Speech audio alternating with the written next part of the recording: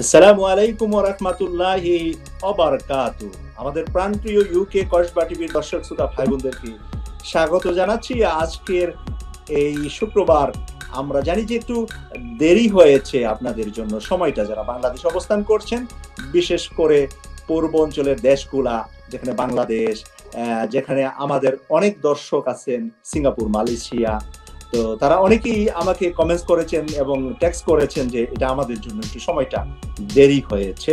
তো আজকে ইনশাআল্লাহ আমরা খেয়াল রাখবো যে সামনের দিকে আপনাদের সুবিধার জন্য সময়টা বিবেচনা করে আরো আগে অনুষ্ঠানগুলা আমাদের করার জন্য। তো আজকে আপনারা যে যেখান থেকে অনুষ্ঠানে অংশগ্রহণ করছেন এবং করবেন পরবর্তীতে, আপনারা সবার কাছে বিনীত অনুরোধ, আমাদের UK Kasba TV YouTube channel এবং ইউকে কসবা টিভি ফেসবুকে এট এ টাইম লাইভটি হচ্ছে। আপনারা যে যেখানতে পারেন সেখান থেকেই শেয়ার করে দিবেন। আগে পরে শেয়ার করলে আরো বেশি বেশি মানুষ এই অনুষ্ঠানটি দেখতে পারবে এবং এই অনুষ্ঠানে গুরুত্বপূর্ণ রাজনৈতিক অনেকগুলা তথ্য আসবে আজকে এবং তথ্যভিত্তিক আলোচনা করবেন আলোচকরা। আমি বরাবরের মতো আজকে আপনাদেরকে আলোচকদের সাথে পরিচয় করে দিচ্ছি। লন্ডন থেকে জয়েন করেছেন একজন আইনজীবী, সুনামধন্য আন্তর্জাতিক আইনজীবী, ব্যারিস্টার ল আবু বকর মোল্লা। জনাব আবু বকর মোল্লা, আপনাকে স্বাগত জানাচ্ছি আজকের এই অনুষ্ঠানে। আসসালামু আলাইকুম, আপনাকে স্বাগতম এবং আমাদের প্যানেলিস্ট সুলাইমান সাহেবকে স্বাগতম এবং দর্শক শ্রোতা সকলকে সালাম এন্ড স্বাগত। আপনাকে অসংখ্য ধন্যবাদ আজকের এই সময়ে অফিস শেষ করে লন্ডন থেকে আমাদের সাথে অ্যাড হওয়ার জন্য। আর আমাদের সাথে আরেকজন তরুণ রাজনৈতিক অ্যানালাইসিস আমাদের সাথে আছেন মোহাম্মদ সুলাইমান। জনাব মোহাম্মদ সুলাইমান, আপনাকে স্বাগত জানাচ্ছি আজকের এই অনুষ্ঠানে। সৈয়দ মাসুক ভাই, আপনাকে স্বাগত। ইউকে কসবা টিভির সকল দর্শক শ্রোতা সবাইকে স্বাগত জানাচ্ছি এবং আমার সম্মানিত সহ আলোচক প্যানেলিস্ট জনাব ব্যারিস্টার আবু বকর মোল্লা স্যার, আপনাকে স্বাগত জানাচ্ছি। আপনাকে অসংখ্য ধন্যবাদ আজকের এই অনুষ্ঠানে জয়েন করে আমাদের সাথে কথা বলার জন্য। এবং রাজনীতির খুব উত্তপ্ত ময়দান চলছে বাংলাদেশে। বাংলাদেশের রাজনীতি নিয়ে আজকের আমাদের প্রেক্ষাপটটা নিয়ে আলোচনা। তো আলোচনার শুরুতেই আমি চলে যাচ্ছি মোহাম্মদ সুলাইমানের কাছে একজন অ্যানালাইসিস্ট হিসাবে। মোহাম্মদ সুলাইমান, আমরা নিউজের মাধ্যমে ফেসবুক, ইউটিউব সহ ইলেকট্রনিক মিডিয়ার কারণে আমরা খুব সহজে লন্ডনে বসে নিউজটা বাংলাদেশের পেয়ে যাচ্ছি। বাংলাদেশে গত কয়েকদিন যাবৎ যেভাবে জামাত ইসলামীর নেতাদেরকে ধরা হচ্ছে, একদম টপ লেভেলের নেতাদেরকে, সেক্রেটারি জেনারেলকে অ্যারেস্ট করলো, তার সাথে কয়েকজন অ্যাসিস্ট্যান্ট সেক্রেটারি জেনারেল এবং তার সাথে কয়েকজন বাংলাদেশ ইসলামী ছাত্র শিবিরের এক্স প্রেসিডেন্ট, যারা খুবই গুরুত্বপূর্ণ ছাত্র সমাজে এবং যাদের পরিচয় ছাত্র সমাজে খুব ভালো করে আছে। আপনিও তাদেরকে চিনেন, কেউ আপনার সিনিয়র, কেউ আপনার সমবয়সেরও আছে এই অ্যারেস্টের মধ্যে। তো সেখানে কি কারণে এবং নায়েবে আমির শামসুল ইসলাম সাহেবকে আবার অ্যারেস্ট করেছে এবং প্রায় 40 ঘন্টা পরে ওনাকে আদালতে উঠিয়েছে। এ নিয়ে খুব উত্তপ্ত রাজনৈতিক ময়দান। এই কারণে জামাত ইসলামীর নেতাদেরকে কি কারণে সরকার হঠাৎ করে এভাবে অ্যারেস্ট করা শুরু করলেন, এটা কিসের ইঙ্গিত? আপনি কি মনে করেন পর্যালোক হিসাবে, প্লিজ? জি, ধন্যবাদ মাসুক ভাই। আপনি যে প্রশ্ন করেছেন এই প্রশ্নের সাথে আপনি আজকে আপনার টকশের যে শিরোনাম দিয়েছেন এটার সাথে যথেষ্ট মিল আছে। আসলে বর্তমান বাংলাদেশের রাজনীতি, জামাত ইসলামের শীর্ষ নেতাদের গ্রেফতার প্রক্রিয়া এখনো চলছে। এতে আসলে উত্তপ্ত এবং এদেশের ইসলামপন্থী জনতার, জনগণের স্বতঃস্ফূর্ত তীব্র প্রতিবাদ আমরা রাজপথে দীর্ঘদিন পর আমরা দেখেছি। এতে বলা যায় যে বাংলাদেশের রাজনীতি হঠাৎ উত্তপ্ত হয়ে উঠেছে। আসলে জামাত ইসলামী শীর্ষ নেতাদের গ্রেফতার এবং এই যে কিছুদিন আগে আমাদের একজন বিতর্কিত মডেল অভিনেত্রী পরিমণিকে দফায় দফায় রিমান্ড নেয়া, যেটা উচ্চ আদালত পর্যবেক্ষণ দিয়েছে, রিমান্ডের অপব্যবহার হয়েছে। এছাড়া জিয়াউর রহমানের লাশ চন্দ্রিমা উদ্যানে যে জিয়ার মাজার বলা হয় সেখানে আছে কি নাই, ডাক্তার জাফরুল্লাহ চৌধুরী মির্জা ফখরুল ইসলামকে বলেছেন চাকর বাকর, আবার মির্জা ফখরুল ইসলাম বলেছেন বয়সের ভারে আবুল তাবুল বলছে। এই যে নানান বিষয়ে, এগুলোর সাথে একটা কোরিলেশন আছে বলে আমি মনে করি। দেখেন, দেশ এখন স্থিতিশীল, দেশে কোনো সরকার বিরোধী আন্দোলন নেই, কার্যকর কোনো আন্দোলন নেই এবং আমার কাছে যেটা মনে হয়েছে সমগ্র জাতি ঐক্যবদ্ধ ভাবে ইরেসপেক্টিভ অফ পলিটিক্যাল পার্টি সবাই মিলে করোনা ভাইরাসের কারণে আমরা যে পিছিয়ে পড়েছি বা যে একটা মহামারীর মধ্যে আছে, এটা মোকাবেলা করার চেষ্টা করছে। ঠিক সেই মুহূর্তে একটা শান্তিপূর্ণ পরিবেশে, যেখানে জামাত ইসলামী কার্যকরভাবে এই মুহূর্তে সরকার বিরোধী কোনো আন্দোলন করছে না, মাঠে তাদের কোনো কর্মসূচি নেই, এবং তারা রাষ্ট্রের এবং এমনকি সরকারের আনুগত্য করছে, রাষ্ট্রের আইন মেনে চলছে, সংবিধানের প্রতি পূর্ণ শ্রদ্ধাশীল, এটা তারা বারবার বলার চেষ্টা করছে। তারপর হঠাৎ তাদেরকে এভাবে গ্রেফতার করার কোনো প্রশ্নই আসে না। হ্যাঁ, যদি এরকম হতো যে দেশে আন্দোলন চলছে, হরতাল চলছে, তখন কিন্তু নাশকতা বা বিভিন্ন ধরনের সন্দেহ সংশয়ের অবকাশ থাকে, এরকম কোনো বিষয় নেই। এবং আপনি দেখেন যে তাদেরকে যে মামলা দেওয়া হয়েছে একেবারে হাস্যকর, সন্ত্রাস বিরোধী আইনে মামলা দেওয়া হয়েছে। আইনটা 2009 সালে বাংলাদেশে প্রণয়ন করা হয়েছিল। তখনই কিন্তু বিভিন্ন মানবাধিকার সংস্থা এটা নিয়ে সমালোচনা করেছিল যে এই আইনের রাজনৈতিক অপপ্রয়োগ হওয়ার সম্ভাবনা আছে, রাজনৈতিক দমন পীড়নের সম্ভাবনা রয়েছে, বিচারিক দীর্ঘসূত্রিতা, কারণ এই আইনে বিচার করতে হলে অনুমোদনের প্রয়োজন হয় সরকারের। এবং এই আইনটা 2 টাইমস অ্যামেন্ডমেন্ট করা হয়েছে, 2012 সালে এবং 2013 সালে। সেখানে দেখেন এই আইনটার 45টা ধারা রয়েছে এবং 10টা অধ্যায় রয়েছে। তার মধ্যে দ্বিতীয় অধ্যায়ে সন্ত্রাসী কার্যক্রমের সংজ্ঞা দেওয়া হয়েছে, যে সন্ত্রাসী কার্যক্রম বলতে কি বলা হয়, কি বোঝানো হয়। জামাত ইসলামী নেতাদের বিরুদ্ধে যে মামলা দেওয়া হয়েছে, 4 দিনের রিমান্ড নেওয়া হয়েছে, সেখানে সন্ত্রাসী কর্মকাণ্ডের যে কার্যের যে সংজ্ঞা, সেই সংজ্ঞায় যে কাজের কারণে তাদেরকে গ্রেফতার করা হয়েছে এই সংজ্ঞার সাথে কোনো মিল নেই। সেখানে স্পষ্টভাবে বলা হয়েছে আইনে যে দেশের স্বাধীনতা, সার্বভৌমত্ব, দেশের অখণ্ডতা, সংহতি, নিরাপত্তা, এগুলো বিঘ্নিত করার উদ্দেশ্যে কোনো ব্যক্তি যদি কোনো অফেন্স ক্রিয়েট করার চেষ্টা করে, সেখানে যদি তাদের কাছে আগ্নেয়াস্ত্র পাওয়া যায়, কোনো রাসায়নিক দাহ্য পদার্থ বা এগুলো পাওয়া যায়, তখন তার বিরুদ্ধে এই মামলা হতে পারে। সেখানে তাদের কাছ থেকে উদ্ধার করা হয়েছে বই, প্রশাসনের ভাষায় জিহাদি বই বা ষড়যন্ত্রমূলক বই। তো এখানে যে বইগুলো বাজারে বিক্রি বৈধ, সরকারিভাবে নিষিদ্ধ না, এমনকি বাংলাদেশের পাবলিক লাইব্রেরিতে, বিভিন্ন পাবলিক লাইব্রেরিতে পাওয়া যায়, তো সেগুলো তাদের কাছে পাওয়া যাওয়া এবং আইনে সন্ত্রাস বিরোধী মামলা হওয়ার জন্য যে সকল পদার্থ পাওয়া যায়, এগুলো মানে যেসব আলামত থাকা দরকার, এগুলো কিছুই না, জাস্ট এমনিতে একটা মামলা দিয়েছে। গ্রেপ্তারের পরেই তো আমরা ধারণা করেছিলাম কিছু কমন মুখস্থ বাণী আছে, যেগুলো প্রশাসনের পক্ষ থেকে বলা হয় যে নাশকতার উদ্দেশ্যে তারা একত্রিত হয়েছে, তারা গোপন বৈঠক করছিল, রাষ্ট্রবিরোধী ষড়যন্ত্রের আশঙ্কা, এগুলো কিন্তু মুখস্থ, হ্যাঁ, এটা সবাই জানে।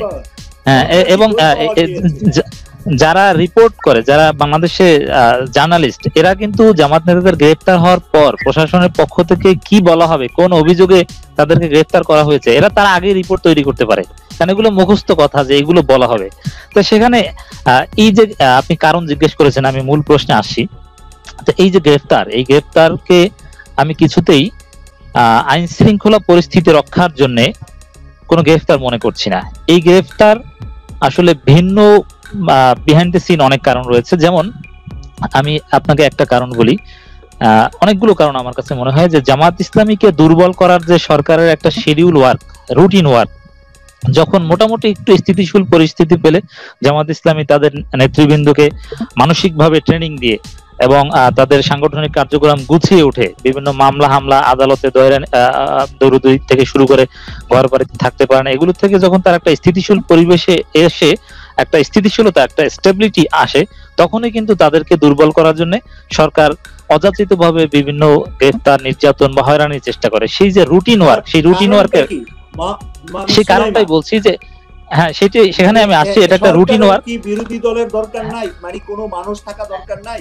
জি মাসুক ভাই, এটাই আমি বলছি যে আসলে আমার কাছে এই গ্রেফতার এক্সাক্ট যে কারণ মনে হয়েছে যে জামাত ইসলামীর নিরীহ নেতারা, তারা এই সরকারের পররাষ্ট্র নীতির বলির পাঠা। এই বিষয়টা একটু আমি ব্যাখ্যা করব।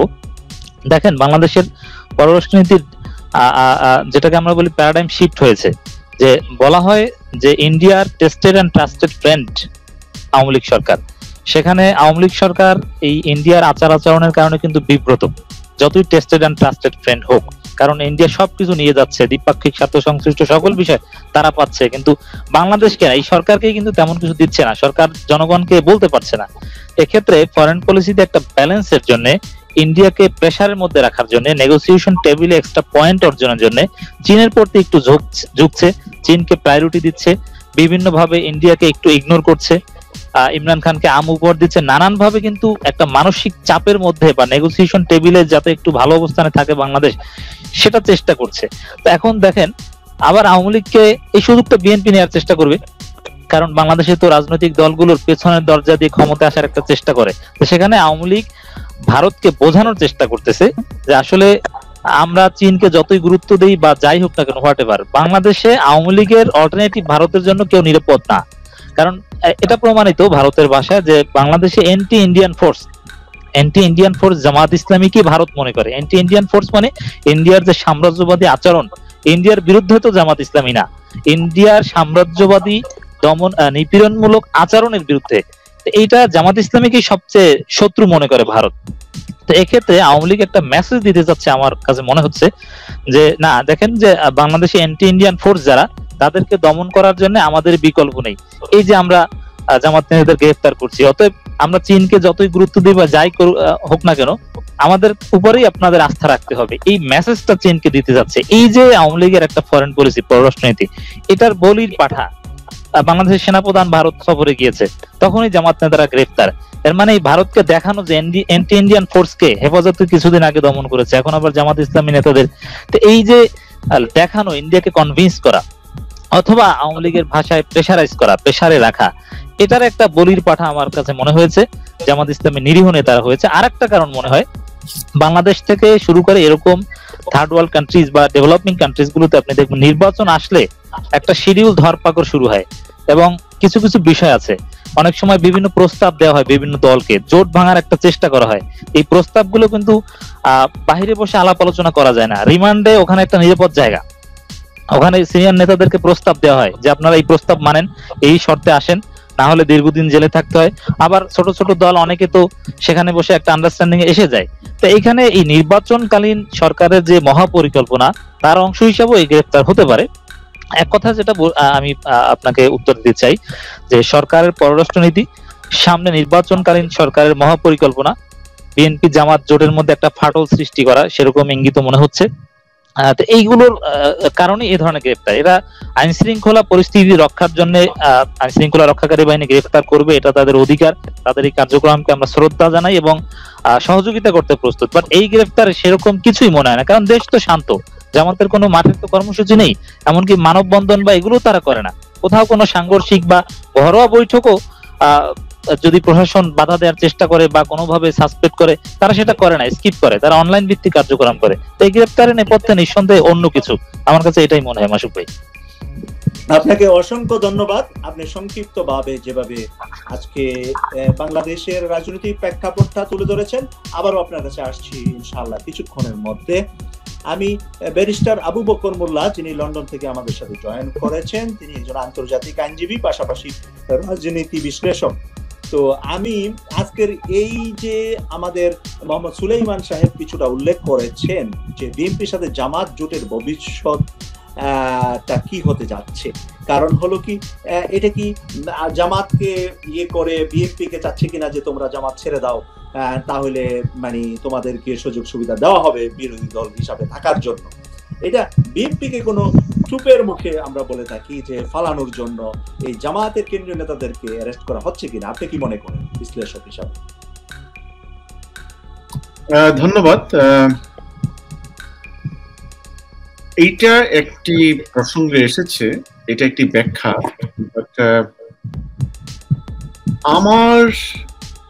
আমার যেটা অ্যানালাইসিস বলছে এইটা অন্যতম কারণ হবার সম্ভাবনাটা কম, যে বিএনপি থেকে জামাতকে দূরে সরার জন্য জামাত নেতৃবৃন্দকে অ্যারেস্ট করা, এটা আমার কাছে সম্ভাবনা কম মনে হচ্ছে।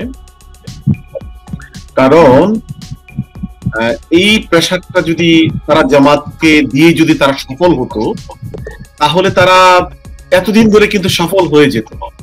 জামাতের নেতাদেরকে ফাঁসি দিয়েছে,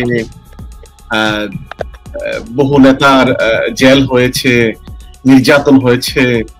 জামাত কিন্তু সরকারের কোনো ডিমান্ডে তারা নত স্বীকার করেনি। আমার মনে হয় যে সরকারের কাছে এই হিসাবটা আছে যে চাপ প্রয়োগ করে জামাত নেতাদেরকে রিমান্ডে নিয়ে জামাতকে কোন সিদ্ধান্তে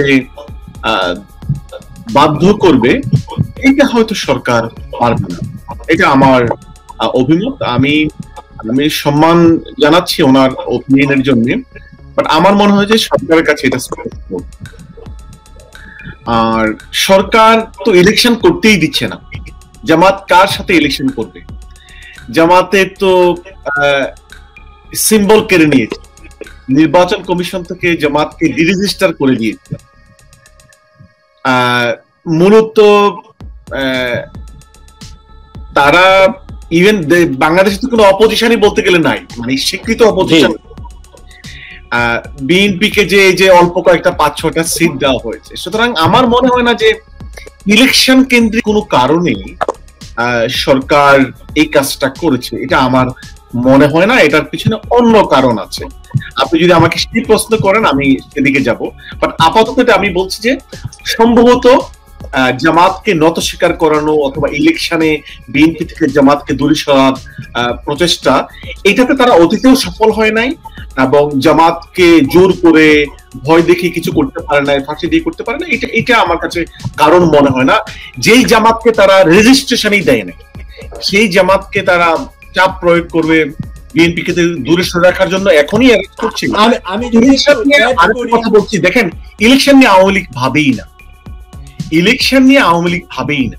তারা মনে করে না যে বাংলাদেশে, আমার মানে understanding, there could be competitive election, যারা আমাদের বিরুদ্ধে মানে ওপেন ইলেকশন হবে আর সেখানে কেউ প্রতিদ্বন্দ্বিতা করবে। তো ওপেন ইলেকশন তো বাংলাদেশে আওয়ামী লীগ দিবেই না।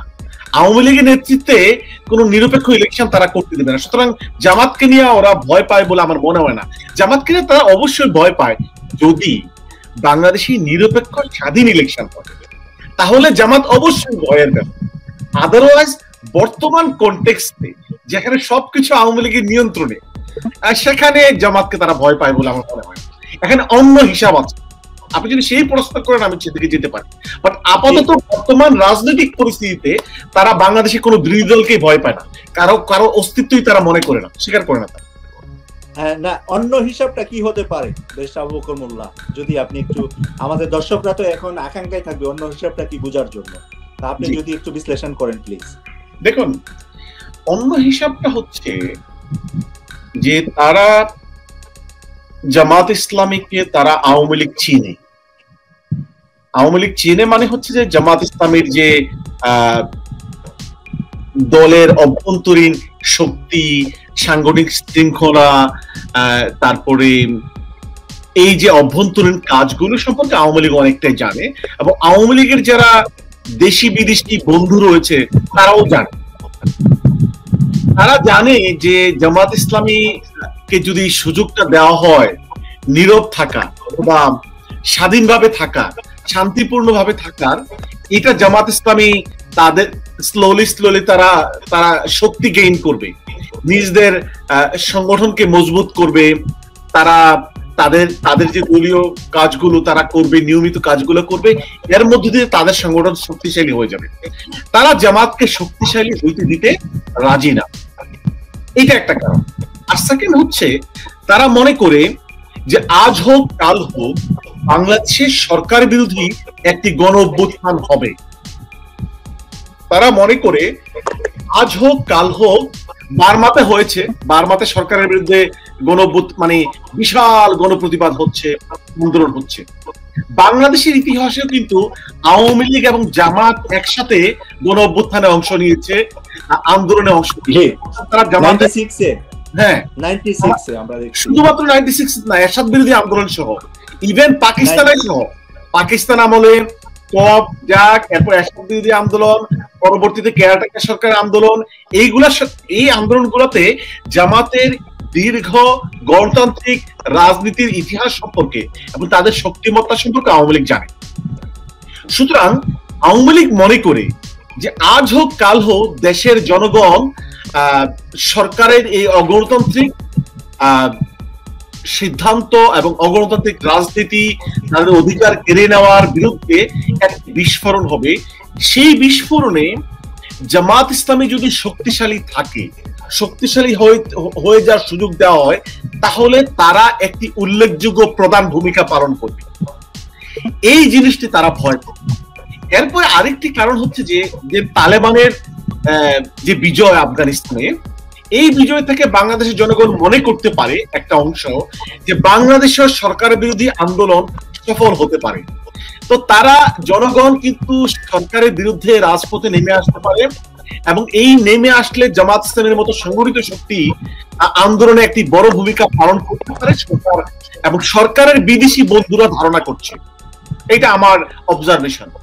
এই ভয় থেকে মূলত তারা জামাতের নেতৃবৃন্দকে অ্যারেস্ট করছে।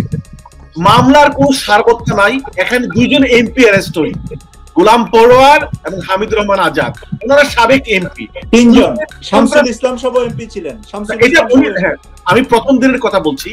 প্রথম দিন দুইজন এমপি অ্যারেস্ট হয়েছে, ওনারা বলছেন উত্তরা বাসায় নাশকতার জিনিসপত্র পাওয়া গিয়েছে। এরপরে শামসুল ইসলামকে তার বাসা থেকে অ্যারেস্ট করা হয়েছে। তো ওনারা যে এই কথাগুলো বলছে, ওনারা রাজনীতিবিদ, এমপি, ওনারা বসে দিনের বেলা কি নাশকতা করবে? ওনারা জনপ্রতিনিধি।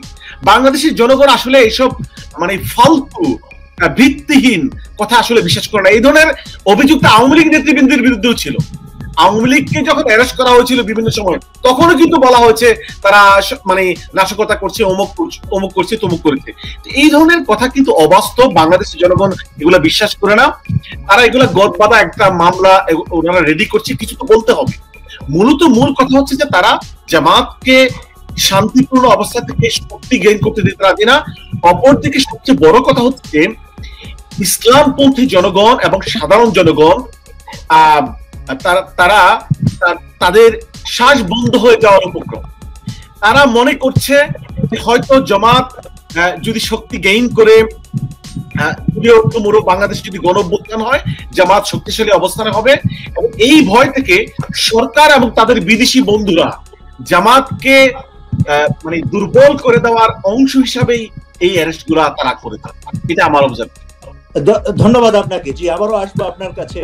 আমি একটু আমাদের অ্যানালাইসিস্ট মোহাম্মদ সুলাইমানের কাছে যাচ্ছি। মোহাম্মদ সুলাইমান, জামাত নেতাদের গ্রেফতার কি ধরনের প্রভাব পড়তে পারে রাজনীতির মাঠে বর্তমান সময়ে? যেহেতু বিএনপি একটা দুর্বল বিরোধী দল তো নাই, কারণ তাদের 5-6টা সিটে বিরোধী দল, এটা তো কোনো বাংলাদেশের ইতিহাসে খুব নগণ্য বিরোধী দল, এটাই প্রথমবার ঘটেছে। এরশাদ সাহেবও অনেক নির্বাচন করেছেন, তখনও এর থেকে বেশি সিট নিয়ে বিরোধী দল ছিল। তো এটা যেহেতু বিরোধী দল নাই বললেই চলে, যেখানে জামাতকেই দেখা যাচ্ছে যে মাঠে ময়দানে সরকার বিরোধী কথা বলছে। কারণ শিবিরের ছেলেরা যেভাবে মাঠে ময়দানে কাজ করছে, এভাবে আবার ছাত্র দলকে দেখা যায় না, বা বিএনপির কোন অঙ্গ সংগঠনগুলাকে মাঠে ময়দানে দেখা যাচ্ছে না। ছাত্র শিবির যেভাবে জামাতের পক্ষে মাঠে নেমে যা নিজের জীবনকে বাজি রেখে। তো এই মুহূর্তে আপনি কি প্রভাব পড়তে পারে রাজনীতিতে জামাতের এই নেতাদেরকে গ্রেফতারের কারণ? প্লিজ। জি, ধন্যবাদ মাসুক ভাই। আমি আসলে আগের প্রশ্ন থেকে একটু অ্যাড করে আসতেছি। আমি কিন্তু আসলে প্রথমে এটাই বলতে চেয়েছিলাম বা বলেছিলাম যে জামাত নেতাদের গ্রেফতারের মূল কারণ সরকারের শিডিউল গ্রেফতার, রুটিন ওয়ার্ক, যে তাদেরকে শক্তিশালী হতে দেবে না, মাঝে মাঝে তাদেরকে দমিয়ে রাখতে হবে, দুর্বল করে দিতে হবে, এটাই আমি বোঝাতে চেয়েছিলাম। এবং আপনি আসেন যে আপনি প্রশ্ন করেছেন যে গ্রেফতারে কি প্রভাব পড়বে। এই প্রভাবটা যদি আমি কয়েকটা ডাইমেনশনে বা পার্সপেক্টিভে আলোচনা করি, প্রথমে আসেন যে দলের উপর কোনো প্রভাব পড়বে কিনা। জামাত ইসলামের উপরে দলের উপরে এর কোনো প্রভাব আদৌ পড়বে না, কারণ জামাত ইসলামীর সিস্টেমটাই এমন যে কোনো স্তরের কয়েকজন নেতা বা 10-15-20 জন নেতার সাময়িক প্রস্থান বা দূরে থাকা বা গ্রেফতার হওয়া অথবা মৃত্যুবরণ করা, এগুলো তাদের সিস্টেমটাই এমন যে অটোমেটিক্যালি শূন্যস্থানটা পূরণ হয়ে যায়। এতে সাংগঠনিকভাবে তারা বড় ধরনের কোনো সমস্যার মধ্যে পড়বে না। বরং আমার কাছে বাংলাদেশের রাজনীতি পর্যবেক্ষণ করে যেটা মনে হয়েছে, জামাত ইসলামীর লোকজন বা নেতৃবৃন্দ, দায়িত্বশীলরা তারা এ ধরনের গ্রেফতারকে তাদের একটা আত্মশুদ্ধির একটা মাধ্যম হিসেবে নেয়। তারা সাংগঠনিক কাজকর্মে খুবই ব্যস্ত থাকে। কয়েক মাস যদি জেলের মধ্যে থাকতে পারে, তাহলে আত্মশুদ্ধি করা, নফল ইবাদত করা, অথবা একটু অবসর সময় কাটানো, এভাবে কিন্তু তারা গ্রেফতার হয়ে আমি দেখেছি অনেককে। আপনি তাইলে বলতে চাচ্ছেন যে জামাত নেতাদের সুবিধা করে দিচ্ছে সরকার?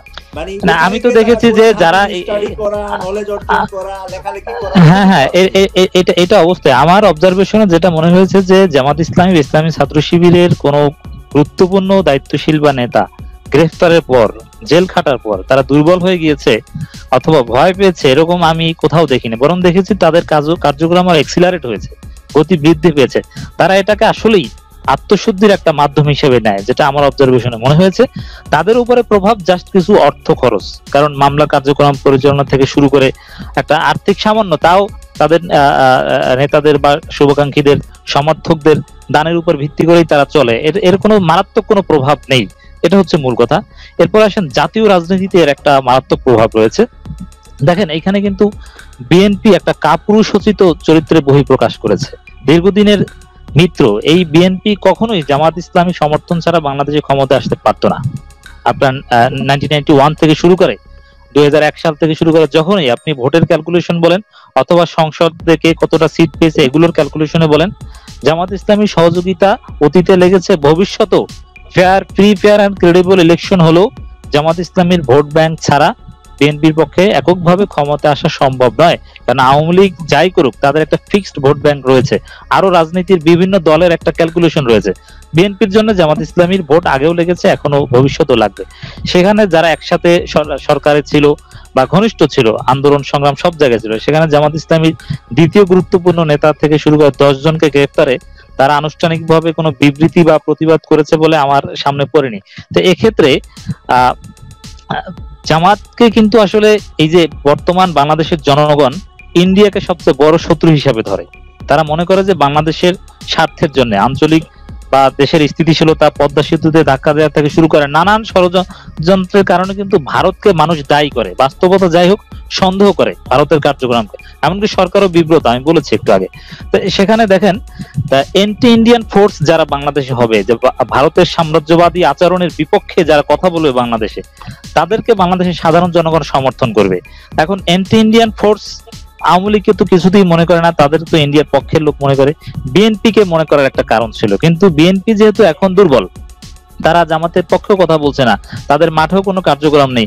এমনকি শোনা যাচ্ছে যে ভারতের সাথে ভিতরে ভিতরে যোগাযোগ বা তাদেরকে আশ্বস্ত করার বিভিন্ন চেষ্টা করছে। তো সেক্ষেত্রে আমি যেটা মনে করছি, এই জামাত ইসলামীর এই গ্রেফতারের মধ্য দিয়ে যেহেতু সাধারণ জনগণ তাদের একটা সিম্পথি কিন্তু চলে আসে যারা নির্যাতিত হয় তাদের উপরে, এবং এন্টি ইন্ডিয়ান ফোর্স হিসাবে নানান ভাবে জামাত সামনে আসবে। এবং আফগানিস্তানের তালেবানের যে বিজয় হয়েছে, তাদের যে উত্থান, এরও একটা প্রভাব এই গ্রেফতারের সাথে সম্পর্কিত করে বলা যায়। কিভাবে? আপনি দেখেন যে সোভিয়েত ইউনিয়ন যখন আফগানিস্তান থেকে পিছু হটতে বাধ্য হয়েছিল 90 দশকে, তখন কিন্তু ইন্ডিয়ান সাবকন্টিনেন্ট, পাকিস্তান, বাংলাদেশ থেকে শুরু করে, বিশেষ করে বাংলাদেশের কথাই বলি, ইসলামপন্থীরা যে পরিমাণ ভোট পেয়েছিল 91 নির্বাচনে, ওই পরিমাণ ভোট কিন্তু বাংলাদেশে কখনো পায়নি। সেখানে সিটের সংখ্যা বলেন, ভোটের পার্সেন্টেজ বলেন, এককভাবে জামাত ইসলামী অনেক ভালো করেছিল। এর মানে আফগানিস্তানে তালেবানের বিজয়, সাম্রাজ্যবাদীদের পরাজয়, এতে ইসলামপন্থীদের প্রতি সাধারণ জনগণের, সাধারণ ভোটারদের একটা আবেগ তৈরি হয়, এবং ইসলামের নাম দিয়ে যারা ক্ষমতা আসতে চায় তাদের প্রতি একটা আবেগ, একটা ইমোশন, একটা সমর্থন তৈরি হয়। তো মোটের উপরে নির্যাতিত হওয়া সরকার যেহেতু জামাতকে মূল শত্রু মনে করে, বিএনপি চুপ করে বসে আছে, এবং ভারতের বিরুদ্ধেও বিভিন্ন কর্মকাণ্ডের বিরুদ্ধে জামাত সোচ্চার। তা নানান ভাবে গ্রেফতারের মধ্য দিয়ে জামাত আরো আলোচনায় এসেছে এবং জনগণের আরো সমর্থন পাবে, জনগণের সিম্পেথি পাবে। এর মধ্য দিয়ে রাজনৈতিকভাবে জামাত ইসলামী লাভবান হবেই বলে আমার কাছে মনে হয়।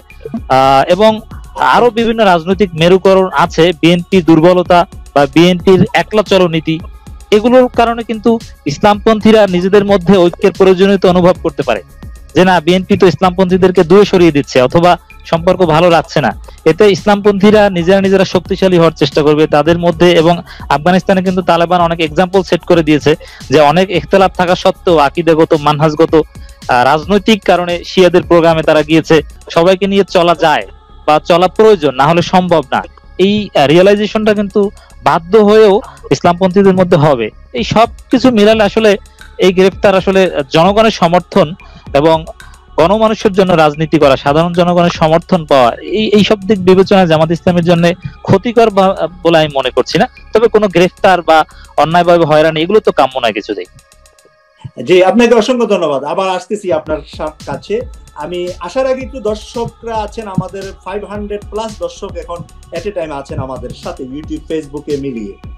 তো আমি দর্শকদের জন্য লিঙ্কটা দিচ্ছি। দেখেন, আজকের লাইভে আপনারা সরাসরি সামনে এসে অতিথিদেরকে প্রশ্ন করতে পারবেন, এই জন্য আমি লিখে দিচ্ছি, এই লিঙ্কে ঢুকে সরাসরি প্রশ্ন করুন। এই লিঙ্কটায় সরাসরি অতিথিদের লিঙ্ক, আপনারা ইচ্ছে করলে জয়েন করে এসে সরাসরি অতিথিদেরকে প্রশ্ন করুন আজকের রাজনৈতিক বিষয়ে।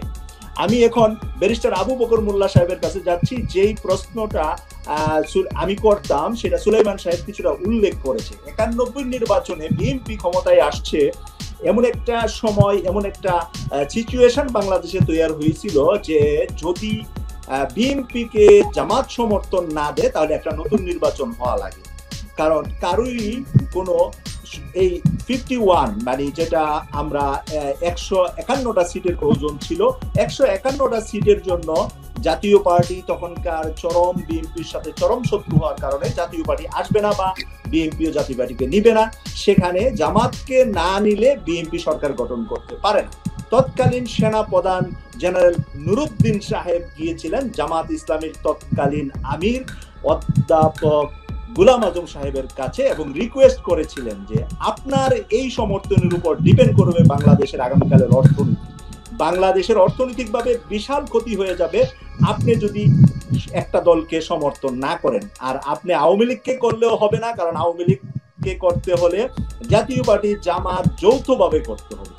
তো সেই কারণে জাতীয় পার্টিকে কেউ নিবে না, যেহেতু জাতীয় পার্টি থেকে এক দফা এক দাবি এরশাদ তুই কবে যাবি সৌরাচারী এরশাদ বলা হয়েছে, তখন তো কেউ জাতীয় পার্টিকে নিয়ে সরকার গঠন করবে না। তো সেহেতু জামাতকে নিয়ে করবে, জামাত ওই আন্দোলনে ছিল। কিন্তু 91তে দেখলাম জামাতের কারণে বিএনপি ক্ষমতায় আসছে, খালেদা জিয়া প্রধানমন্ত্রী হয়েছে। 96তে যখন জামাত ছিল না, 15 দিনে খালেদা জিয়া ক্ষমতা ছেড়ে দিতে হয়েছে।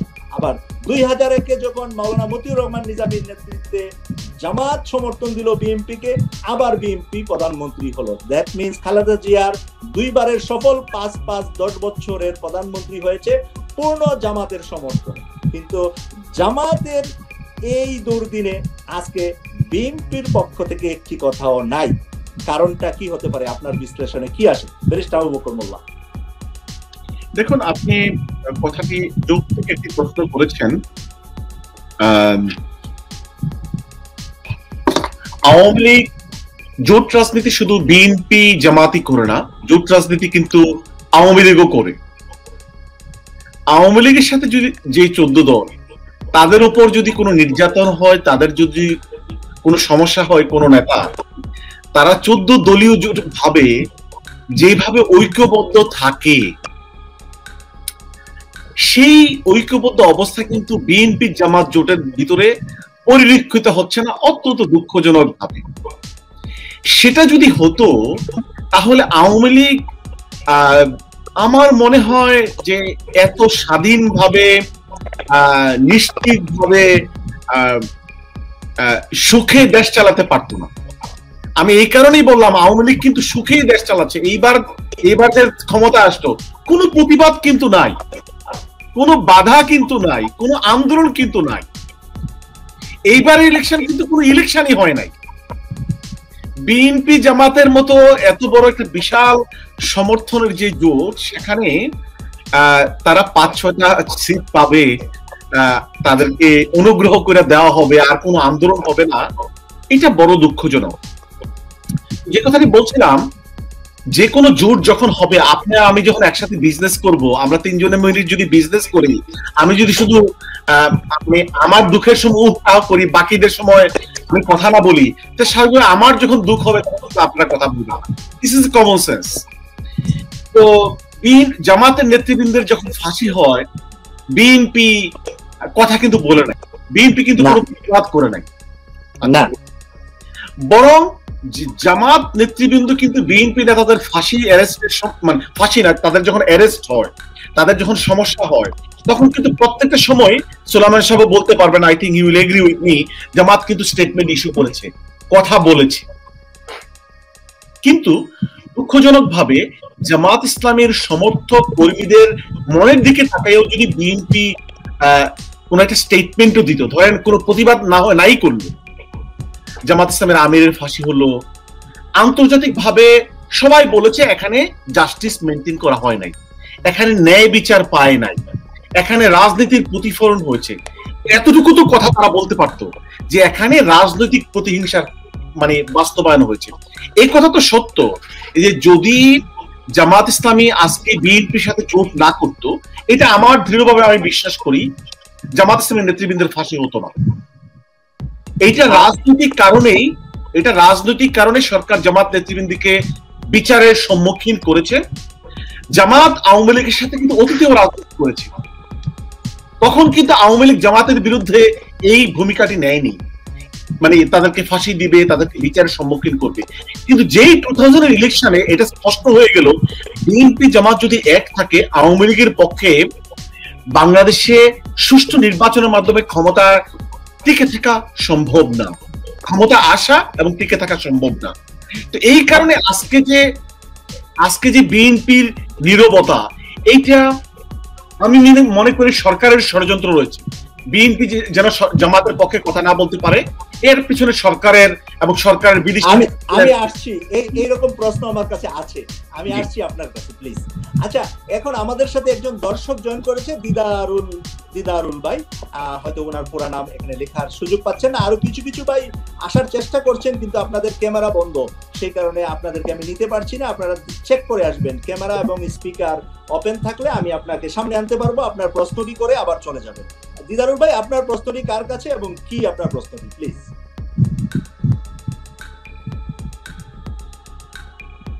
জি দিদারুল, আপনি শুনতে পাচ্ছেন আমার কথা? আপনার একটু হ্যাঙ্গিং হয়ে গেছে আপনার লাইনটা, বোঝা যাচ্ছে যে ক্যামেরায় আপনিও দুর্বল অবস্থায় আছেন, সে কারণে আমরা ওনার কাছ থেকে এই মুহূর্তে কথা নিতে পারছি না, আবারও ওনার কাছে যাব ইনশাআল্লাহ। আমি এখন মোহাম্মদ সুলাইমান সাহেবের কাছে প্রশ্ন রাখতে চাই যে আমরা দেখলাম যে গত কয়েকদিন যাবৎ বিএনপির নিজেদের ভিতরে, মানে তারা নিজেদের ঘরের ভিতরে নিজেদের ঘরের সমস্যাটি আমি দেখি। একটু আমাদের দর্শক আবার আসছে, উনি করে একটু যদি উনি কথা বলতে পারে। জি মোহাম্মদ দিদারুল, জি আপনার প্রশ্নটি এবার করতে পারেন। জি আপনার লাইনটা এখন ঠিক আছে।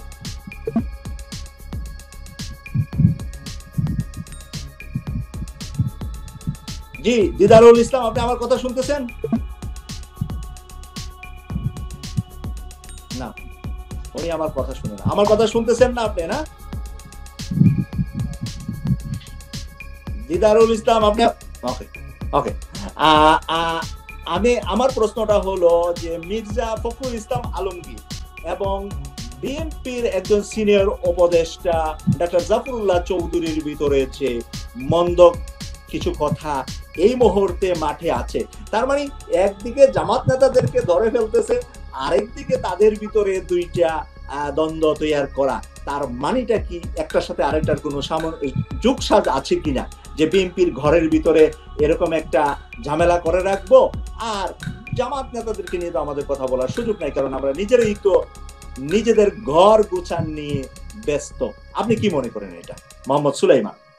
জি মাসুক ভাই, আসলে আমি ফ্রাঙ্কলি স্পিকিং, যে ডাক্তার জাফরুল্লাহ চৌধুরী তিনি যে কথাবার্তা বলছেন, দেখেন আমি একটা এক্সাম্পল দিই। আপনি বলবেন যে বিএনপি ভালো, বিএনপি গণতান্ত্রিক শক্তি, বাংলাদেশবাদী, ডাক্তার জাফরুল্লাহর ভাষায় বাংলাদেশবাদী, বাংলাদেশের স্বার্থের জন্য কোনো ভালো দল থাকলে বিএনপি আছে, স্পষ্ট 2 দিন আগে ফেসবুক একটা পোস্ট বলেছে।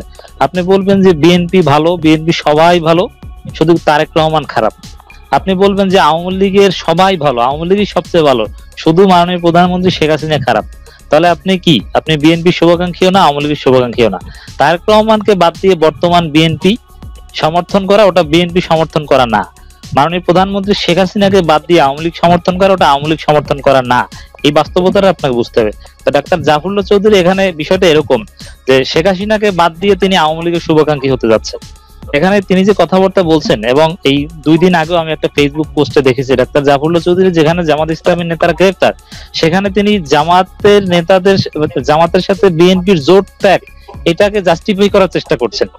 এর মানে আসলে ডাক্তার জাফরুল্লাহ চৌধুরীর আচরণ কর্মকাণ্ড এটা রয়ের এজেন্টের মতো মনে হয়। আমি বলছি না এজেন্ট, মানে ওই ধাঁচের, যে বিএনপিকে মানে জামাত থেকে দূরে রাখা, তারেক রহমান থেকে দূরে রাখা, এর মানে একটা ধ্বজভঙ্গ বিএনপি বানিয়ে দেয়। একেবারে সহজ ভাষায় বললাম, এই বিএনপি তো কিছুই না। আপনি তারেক রহমান, খালেদা জিয়া অসুস্থ, অথবা তিনি আইনি জটিলতার মধ্যে আছেন, তারেক রহমান লন্ডনে থেকেও যদি নেতৃত্ব না দেয়, তাহলে বিএনপি কি? বিএনপি বলতে কিছু আছে? তারেক রহমানকে নিয়ে বিতর্ক আছে, বিতর্ক তো বাংলাদেশ বিএনপির অনেক নেতাকে নিয়ে আছে। সেক্ষেত্রে মির্জা ফখরুল ইসলাম কিংবা বিএনপির নেতৃত্বের একটা অংশ তারা ভালোভাবে উপলব্ধি করতে পেরেছে যে ডাক্তার জাফরুল্লাহ চৌধুরী যা বলছেন এটা আসলে বিএনপির জন্য মোটেই সুখকর কিছু নয়, অথবা ভালো কোনো পরামর্শ নয়। এ কারণে কিন্তু ছাত্র দলের নেতারা কিন্তু প্রকাশ্যে অপমানই করেছিলেন, যদিও এভাবে অপমান করাটা আমরা সমর্থন করি না, এটা বেয়াদবির পর্যায়ে। এবং মির্জা ফখরুল ইসলাম যে ভাষায় বলেছেন যে বয়স বেশি হয়ে গিয়েছে এই কারণে আবুল তাবুল বলছেন, এর চেয়ে লজ্জার কিছু থাকতে পারে না। এখন এরকম বিএনপির দ্বিতীয় গুরুত্বপূর্ণ ব্যক্তির কাছ থেকে এরকম ধৃষ্টতাপূর্ণ কথা শোনা, তারেক রহমানের সমর্থকদের কাছ থেকে অপমানিত, লাঞ্ছিত হওয়া, তারপরও বিএনপি শুভাকাঙ্ক্ষী সেজে বিএনপিকে পরামর্শ দেয়া, এই যে নির্লজ্জ আচরণ, এতে আমার কাছে মনে হয় যে এতে আসলে ডাক্তার জাফরুল্লাহ চৌধুরীর কোনো গোপন এজেন্ডা আছে বিএনপিকে নিয়ে। তো এখন এই যে আমি কারণ না হলে দেখেন এভাবে কিন্তু থাকার কথা না। কারণ ডাক্তার জাফরুল্লাহ চৌধুরী অভিমান করে বিএনপিকে উপদেশ দেয় বন্ধ করে দিতেন যে বিএনপির দ্বিতীয় গুরুত্বপূর্ণ নেতা, একেবারে প্রধান, তারাই আমাকে দেখতে পাচ্ছে না, নানান ভাষায় গালাগালি করছেন, পাগল বলছেন, ভাবার্থ তো এটা, তাকে কেন আমি উপদেশ দিতে যাব? তো এখানে আমার কাছে সন্দেহজনক কিছু মনে হয়। এরকম কিছু ব্যক্তির কারণে আজকে বিএনপির এই করুণ অবস্থা এবং তার খেসারত সমগ্র জাতিকে দিতে হবে। কারণ বিএনপি জামাত জোট বিচ্ছিন্ন হলে একেবারে আমাদের ক্লিয়ার অবজারভেশন, তাহলে আওয়ামী লীগের বিকল্প বাংলাদেশে আর কিছুই থাকে না। বিএনপি জামাত জোট বদ্ধভাবে যদি যৌথভাবে যথাসময়ে সঠিক সিদ্ধান্ত নিতে পারতো অতীতে এবং বর্তমানে, তাহলে তারা দেশের জন্য বা গণতন্ত্রের জন্য যথাযথ ভূমিকা পালন করতে পারতো বা গণতন্ত্র উদ্ধার করা সম্ভব হতো। ডাক্তার জাফরুল্লাহ চৌধুরীদের খপ্পরে পড়েছেন, এটা হচ্ছে বাস্তবতা। আমরা বলি একটা কথা বলে থাকি আর কি, শেষ ভালো যার সব ভালো যার। তো ডাক্তার জাফরুল্লাহ চৌধুরীর এই বয়সে এসে আল্লাহ ওনাকে দীর্ঘ হায়াত হোক, কিন্তু আমাদের তো একটা বাংলাদেশ না গোটা বিশ্বে মানুষের একটা বয়সের একটা বিষয় আছে। তো এই বিষয়ে এসে উনি বিতর্কিত হয়ে দুনিয়া থেকে চলে যাক, আমরা চাই না। আমরা জাফরুল্লাহ না দেখেন মাসুক ভাই, একটু আমি না বলেই পারছি না। ডাক্তার জাফরুল্লাহ চৌধুরীকে ব্যক্তিগতভাবে আমি সর্বোচ্চ শ্রদ্ধা করি, শ্রদ্ধা রেখে কথা বলি, কারণ তিনি একজন বীর মুক্তিযোদ্ধা এবং তিনি সাদাসিধে তার যে জীবন অথবা বাংলাদেশের স্বাস্থ্য খাতে বিভিন্ন ক্ষেত্রে তার যে অবদান, অথবা এখনো তার বিভিন্ন যে দরদ, সহজ ভাষায় বললে মাঠে ময়দানে যান অসুস্থ মানুষ, এটা আমরা পরিপূর্ণভাবে শ্রদ্ধা করি। কিন্তু তার যে কিছু কথাবার্তা ওইটা আমরা সম্মানের সাথে ডিসএগ্রি করি, কিন্তু তার প্রতি সর্বোচ্চ শ্রদ্ধা রয়েছে একজন মুক্তিযোদ্ধা হিসেবে। নিঃসন্দেহে তার প্রতি শ্রদ্ধা, আমাদের সাথে কথা হয় বিভিন্ন ভাবে, সর্বোচ্চ শ্রদ্ধাই রাখি তার উপর। আপনাকে ধন্যবাদ। জি, আমাদের একজন দর্শক আসছিলেন, তিনিও থাকতে পারেন নাই, উনিও চলে গেছেন। তো আজকে আমি এই মুহূর্তে মানে জনাব ব্যারিস্টার আবু বকর মোল্লা সাহেবের কাছে সবিনয়ভাবে প্রশ্ন করতে চাই যে বিএনপি এবং জামাত যে যৌথভাবে কাজ করছে, এর ভিতরে বিএনপির মহাসচিব জনাব মির্জা ফখরুল ইসলাম আলমগীরকে রাজনৈতিক ময়দানে, মাঠে ময়দানে আমরা কিছু আপনাদের অ্যানালাইজ গুলা যখন দেখি বা বিভিন্ন অ্যানালাইজ থেকে যখন তথ্য পাই, তাতে দেখি যে ফখরুল ইসলাম আলমগীর একজন আমি কি বলবো, আমরা যেরকম রাইট মুসলিম হিসাবে নিজেকে পরিচয় দিই, মানে একজন মুসলমান হিসাবে, ডানপন্থী হিসাবে, বা আমরা যে নিজেকে বলি ইয়ে ভাবে, কখনো কখনো উনি ইসলাম নিয়েও কিন্তু কটূক্তি করে ফেলেছেন, বুঝে করুক আর না বুঝে করুক। কেউ কেউ বলে উনি বাম থেকে এসেছেন, বামকে প্রতিষ্ঠা করার জন্য, বিএনপিকে ধ্বংস করার জন্য উনিই যথেষ্ট। আপনি কি মনে করেন ফখরুল ইসলাম আলমগীর সম্পর্কে? দেখুন, আমার এই প্রশ্নের জবাব দেওয়ার ক্ষেত্রে আমার সীমাবদ্ধতা রয়েছে। আমি যেহেতু রাজনীতি করি, আমি স্বাভাবিকভাবে এই প্রশ্নের জবাবটা দিতে আমার অনেক সীমাবদ্ধতা আছে। বাট হ্যাঁ, একটা কথা তো বলা যায় যে যেই দল করে বড় হয় ছোটকাল থাকতে, সেই দলের একটা ছাপ তো সেই মানুষের ব্যক্তিত্বে, মননে থাকে। তো উনি শুধুমাত্র কিন্তু সাধারণ বাম সংগঠন করতেন না, উনি কিন্তু তাদের লিডার ছিলেন, উনি কিন্তু খুব উপরের স্তরের নেতা ছিলেন, উনি কিন্তু গেরিলা যোদ্ধা ছিলেন। ওনার বাপ মুসলিম লীগ করেছে, কিন্তু উনি বাম ছাত্র সংগঠন করেছে, ঢাকা বিশ্ববিদ্যালয়ের ছাত্র ইউনিয়নের নেতা ছিলেন, পরবর্তীতে গেরিলা যুদ্ধ পর্যন্ত করেছে। তো স্বাভাবিকভাবে ওনার বাম ক্যারেক্টারটা কিন্তু আছে। বিএনপি কিন্তু মূলত একটি জাতীয়তাবাদী মুসলিম চিন্তা চেতনার দল। আমার মনে হয় যে মির্জা ফখরুল বিএনপি জাতীয়তাবাদী চেতনা হয়তো গ্রহণ করেছেন, বাট মুসলিম ডানপন্থী চেতনা গ্রহণ করেছেন কিনা এইটা আমি আমি আমি এটা পুরোপুরি আমি জানি না, ব্যক্তিগতভাবে আমি ওনার সম্পর্কে জানি না। বিএনপি ভালো মনেই করেনি ওনাকে সাধারণ সম্পাদক নিয়োগ দিয়েছেন। আমি আশা করি যে উনি বিএনপির চিন্তা চেতনা আদর্শ লক্ষ্য উদ্দেশ্য বাস্তবায়নের জন্য কাজ করে যাবেন। এবং ওই যে একটা দুর্বলতা থাকে, বললাম না যে ছোটকাল থাকতে মানুষ যে রাজনীতিটা করে আসে, আমি মনে করি যে ওনার অনিচ্ছাকৃত ভাবে উনি যেন এই কথাগুলো বলাটা বিএনপির জন্য ভালো না। কারণ বাংলাদেশে ভোটের রাজনীতি কিন্তু আওয়ামী লীগের সেকুলার রাজনীতির এগেইনস্টে বাংলাদেশি জাতীয়তাবাদী ইসলামী মূল্যবোধের রাজনীতি। জিয়াউর রহমান কিন্তু সংবিধানে আল্লাহর উপর পরিপূর্ণ আস্থা ও বিশ্বাস নিয়ে এসেছেন, যদিও কিন্তু এটা পাকিস্তান আমলে ছিল। এবং বাংলাদেশ যে স্বাধীন হয় তখন কিন্তু 70-এর নির্বাচনে এই আল্লাহর উপর পরিপূর্ণ আস্থা ও বিশ্বাসের ভিত্তিতে এটা সংবিধানে রাখবে, লিগ্যাল ফ্রেমওয়ার্ক অর্ডারের আন্ডারে এই কমিটমেন্টের ভিত্তিতে আওয়ামী লীগ কিন্তু ইলেকশনে পার্টিসিপেট করেছিল। অর্থাৎ তৎকালীন পাকিস্তানের সংবিধানে আওয়ামী লীগ যদি ক্ষমতা আসে এটা একটা সেকুলার সংবিধান হবে না, এই কথাটা মেনে নিয়ে কিন্তু আওয়ামী লীগ ইলেকশনে গিয়েছিল। সেই ইলেকশনের যারা এমপি ছিল তারাই কিন্তু বাংলাদেশের সংবিধান প্রথম সংবিধান প্রণয়ন করেছে। এবং সেখানে ওনারা দুঃখজনক ভাবে পাকিস্তানের পার্লামেন্টে নিযুক্ত হওয়া ইসলামী আদর্শের সংবিধান রচনা করবে এই কথা বলে ইলেক্টেড হওয়া এমপিরা সংবিধানে জনগণের ম্যান্ডেট ছাড়া ধর্মনিরপেক্ষতা ঢুকিয়ে দিয়েছিল। এটা দুঃখজনক। আমি মনে করি তারা জনগণের ম্যান্ডেট ছাড়া এই কাজটা করাটা ঠিক হয় নাই, যেটা জিয়াউর রহমান ক্ষমতা এসে আবার সংবিধানে আল্লাহর উপর আস্থা ও পরিপূর্ণ আস্থা ও বিশ্বাস নিয়ে এসেছে। সেই বিএনপি রাজনীতির অন্যতম বড় অংশ কিন্তু এটা। উনি বিসমিল্লাহির রহমানির এনেছেন সংবিধানে, আল্লাহর উপর পরিপূর্ণ আস্থা ও বিশ্বাস এনেছেন।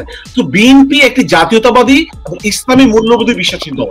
তো সেই দলের মহাসচিব কিন্তু এই কথাগুলোরই কিন্তু বেশি বলবেন। উনি যদি বাম চিন্তা চেতনার কথা বলে থাকেন, আমি এক্স্যাক্টলি বলতে পারছি না উনি কি বলছেন, যদি বলে থাকেন আপনি যেটা বলছেন, আমার মনে হয় সেটা বিএনপি রাজনীতির জন্য ভালো না। আপনাকে অসংখ্য ধন্যবাদ। আমাদের কিছু দর্শকরা জয়েন করতেছে আর কিছু প্রশ্ন করার জন্য। আমি চেষ্টা করছি যে আব্দুল হালিম, জনাব আব্দুল হালিম, আমার কথা শুনতেছেন? হ্যাঁ, শুনতে পাচ্ছি। জি, আপনার প্রশ্নটা কি এবং কার কাছে প্রশ্নটা? প্লিজ সরাসরি প্রশ্ন করুন। যে সবার কাছে বলতেছি যে দেখা যাচ্ছে যে আমাকে শোনা যাচ্ছে? জি, শোনা যাচ্ছে। জি, বলেই তো শুনতেছি, বললাম আপনাকে। জি, বলেন, প্রশ্ন করেন। বলছি যে জামাত শিবির তো কোনো ছোটখাটো রাজনৈতিক দল নয়। হ্যাঁ, তবে কেন দেখা যায় এখানে তাদের বিভিন্ন সময় তাদের নেতাকর্মীকে ফাঁসি দেওয়া হচ্ছে, যেটা নিয়ে যাওয়া হচ্ছে, বর্তমানে তাদেরকে গ্রেফতার করা হচ্ছে। এবং দেখা যায় যে আমরা যদি দেখতেছি যে এক সময় জিয়াউর ছিল, সে ভালো কাজ করছে দেশের জন্য, কিন্তু এমন অবস্থা হয়েছে যে এখন বিএনপি তে ভালো কেউ নেই বলেই চলে, এরকমই আছে। তবুও তাদের সাথে আমরা কেন থাকি? এবং আমাদের অধপতন তো আমরা ডেকে আনছি এদের সাথে থেকে। হ্যাঁ, এজন্য আমরা তো কোনো ছোটখাটো দল নয় যে আমরা শুধু নিজেরাই, মানে আমরা নির্বাচন করতে পারবো না। জি, ভেরি গুড। আজকের এই অনুষ্ঠানের সাথে আপনার প্রশ্নের মিল আছে। আপনাকে অসংখ্য ধন্যবাদ জনাব আব্দুল হালিম সাহেব, আপনাকে অসংখ্য ধন্যবাদ। এই প্রশ্নের উত্তর দেওয়ার জন্য মোহাম্মদ সুলাইমানকে আমি অনুরোধ করতেছি যে দর্শকের প্রশ্নটা নিশ্চয়ই আপনি বুঝতেছেন। আরো দু একজন দর্শক আমাদের লাইনে আছে, একের পর এক আমি সামনে আনবো। জি, ধন্যবাদ। প্রশ্নকর্তাকে স্বাগত জানাই, অত্যন্ত সুন্দর প্রশ্ন। প্রথমে যেটা বলতে চাই যে আসলে আমি দুইটা একত্র করে বলতে চাই যে স্যার যেটা বলেছেন, মির্জা ফখরুল ইসলাম আলমগীর সাহেব তিনি একটা রাজনৈতিক দলের মহাসচিব, তার ব্যক্তিগত আদর্শ থাকতে পারে, সে বিষয় নিয়ে আমরা কথা না বলি, কারণ তার সাথে আমাদের বা অন্য দলের ইন্টারাকশন জাস্ট পলিটিক্যাল অ্যালায়েন্স, কোন আদর্শিক অ্যালায়েন্স না। জামাত ইসলামী বিএনপি সম্পূর্ণ ভিন্ন আদর্শের দল, আদর্শিক ভাবে তো মেলে না, জাস্ট ভোটের অ্যালায়েন্স এবং রাজনৈতিক সাময়িক অ্যালায়েন্স, এটা স্থায়ীও নয়। অর্থাৎ তার ব্যক্তিগত আদর্শ যদি থাকে সেটা ভিন্ন। তবে আমার যেটা অবজারভেশন, যেমন বিএনপির ভাইস চেয়ারম্যান খন্দকার মাহবুব স্যার, প্রয়াত নেতা ব্যারিস্টার মওদুদ আহমেদ, জিয়াউর রহমান, এদের বিএনপি আর এদের আদর্শ আর মির্জা ফখরুল ইসলাম আলমগীরের আদর্শ এক না, বিস্তর ফারাক রয়েছে। বিশেষ করে ধর্মীয় ইস্যুতে তাদের অবস্থান নিয়ে আলাদা বক্তব্য আছে। ব্যারিস্টার মওদুদ আহমেদের, বিশেষ করে খন্দকার মাহবুব স্যার, তার সাথে অনেক কথা বলার সুযোগ হয়েছে, তার স্পষ্ট বক্তব্য রয়েছে, অনেক পার্থক্য রয়েছে। প্রশ্নকর্তা যে প্রশ্নটা করেছেন, জামাত ইসলামী এত বড় দল, শক্তিশালী দল, তাদের নেতাদের কেন গ্রেফতার, ফাঁসি? বড় দল, গুরুত্বপূর্ণ এবং সিগনিফিকেন্ট দল বলেই তাদের উপর গ্রেফতার, নির্যাতন এবং ফাঁসি। ছোট দল কিংবা অগুরুত্বপূর্ণ হলে বা অ্যাক্টর, যেটাকে আমরা পলিটিক্যাল সায়েন্সের ভাষায় বলি অ্যাক্টর, জামাত ইসলামী যদি কোনো সিগনিফিকেন্ট অ্যাক্টর না হতো অথবা বাংলাদেশে একটা গুরুত্বপূর্ণ কিছু না হতো, তাহলে তাদের উপর এত অত্যাচার, নির্যাতন, ফাঁসি এগুলো আসতো না।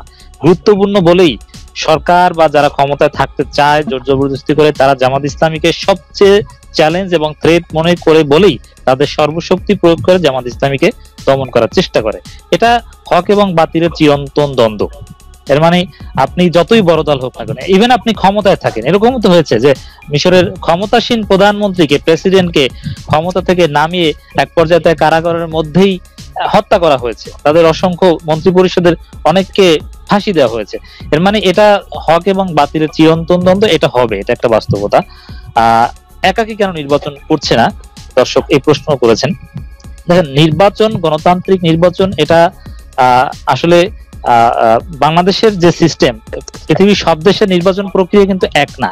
তা বাংলাদেশের দীর্ঘদিন যাবত একটা জোটের রাজনীতি প্র্যাকটিস হয়ে আছে, অথবা যে প্রেক্ষাপটে জোট হয়েছে 2001 সালের কথাই যদি বলি, 1999 সালে, ওই প্রেক্ষাপটে আওয়ামী লীগকে ঠেকানোর জন্য ভোটের রাজনীতি গণতান্ত্রিক ভাবে বিএনপি জামাত এক হওয়া ছাড়া অন্য কোনো বিকল্প নেই।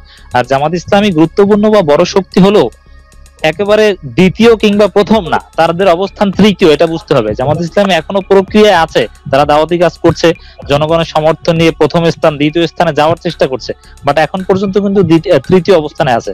তো জামাত ইসলামীকে আপনার যারা দর্শক যিনি প্রশ্ন করেছেন, তিনি যদি ভালোবাসেন, তিনি যদি শ্রদ্ধা করেন, তাহলে আমি তো মনে করি এরকম হওয়া উচিত, ব্যাপকভাবে সাধারণ জনগণের কাছে জামাত ইসলামের দাওয়াত পৌঁছে দেওয়া দরকার, নারী পুরুষ নির্বিশেষে সবাইকে, কৃষক শ্রমিক সবাইকে, তাদেরকে জামাত ইসলামী শুভাকাঙ্ক্ষী সমর্থক সহযোগী সদস্য বানানো দরকার।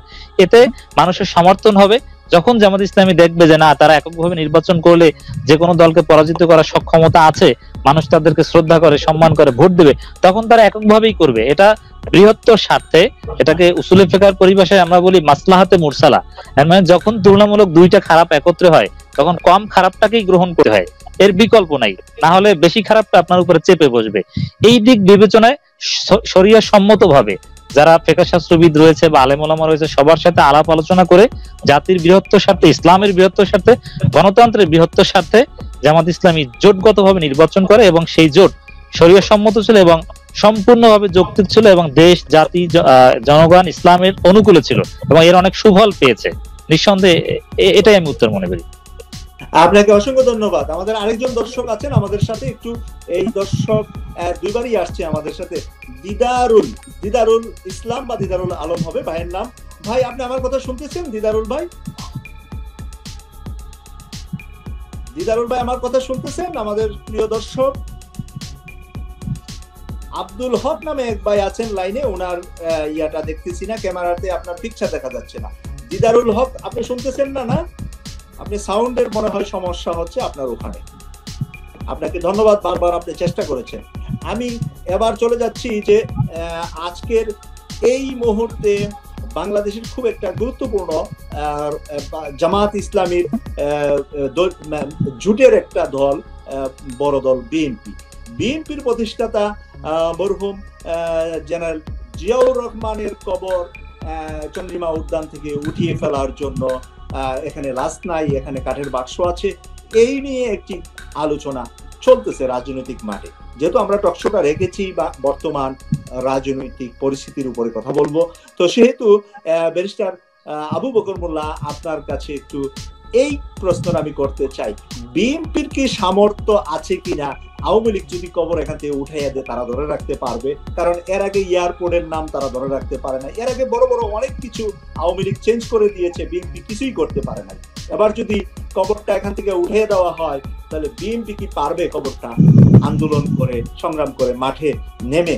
আপনাদের আমি কি বলবো, জামাতের নেতাদের জন্য যেমন তাদের কর্মীরা জীবন দিচ্ছে, এবং জামাত নেতারা যেমন তারা নিজেদেরকে স্যালেন্ডার না করে ফাঁসিতে চলে গিয়েছে, হ্যাঁ, এরকম কি বিএনপিতে সম্ভব কবর ধরে রাখা? আপনার কাছে কি মনে হয়? রাজনৈতিক বিশ্লেষক হিসাবে বলবেন, আর কি নিরপেক্ষ ভাবেই বলেন, আপনি কোনো দলের হিসাবে না, জড়িত না হয়ে আপনি একজন আইনজীবী হয়ে, আন্তর্জাতিক আইনজীবী হয়ে বলেন তো দেখি, পারবে কিনা?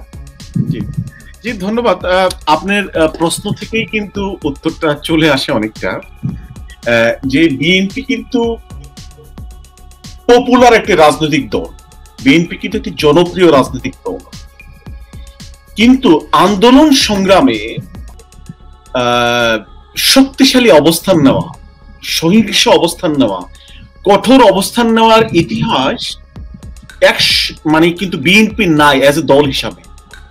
ছাত্র দলের একটা ভূমিকা ছিল এরশাদ বিরোধী আন্দোলনে, একটা বড় ভূমিকা ছিল ছাত্র দলের, কিন্তু পরবর্তী সময়ে আমরা দেখলাম যে আওয়ামী লীগ বিরোধী আন্দোলনে ছাত্রদল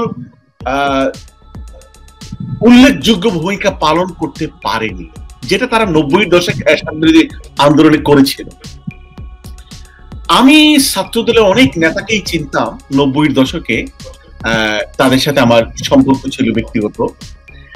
পরবর্তীতে যখন জোট সরকার মানে 91-তে বিএনপি ক্ষমতা আসে, তখন দেখলাম পরবর্তীতে 2001-এর পরে তারা তো অনেক বড় হয়ে গিয়েছে, নেতা হয়ে গেছে, তাদেরকে দেখলাম। একটি সংগ্রামী চরিত্র মানসিকতা যেটা থাকা দরকার আওয়ামী লীগের লোকজনদের যেভাবে আছে, দেখুন আওয়ামী লীগের লোকজন যখন একজন বুদ্ধিজীবী হয়, সে কিন্তু আওয়ামী লীগের বুদ্ধিজীবী হয়, সে কিন্তু পুরাপুরি সিভিল সোসাইটির মেম্বার হয়ে যায় না। সে প্রথমে থাকে একজন আওয়ামী লীগ, এরপরে বলে আমি প্রফেসর, আমি ডাক্তার, আমি ইঞ্জিনিয়ার, আমি ব্যারিস্টার। কিন্তু অন্য লোকজন না, আগে তারা সেটা হয়, তাদের প্রফেশনাল লোকজন হয়, সিভিল সোসাইটির মেম্বার হয়, কিন্তু আওয়ামী লীগের লোকজন তা হয় না।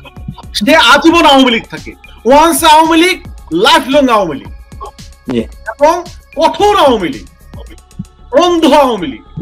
এই আওয়ামী লীগের এগেইনস্টে মানে বিএনপি কিন্তু আমরা অন্ধ আওয়ামী লীগ বলবো না, দেখে শুনে আওয়ামী লীগ করে। হ্যাঁ, এটাই হওয়া উচিত ছিল।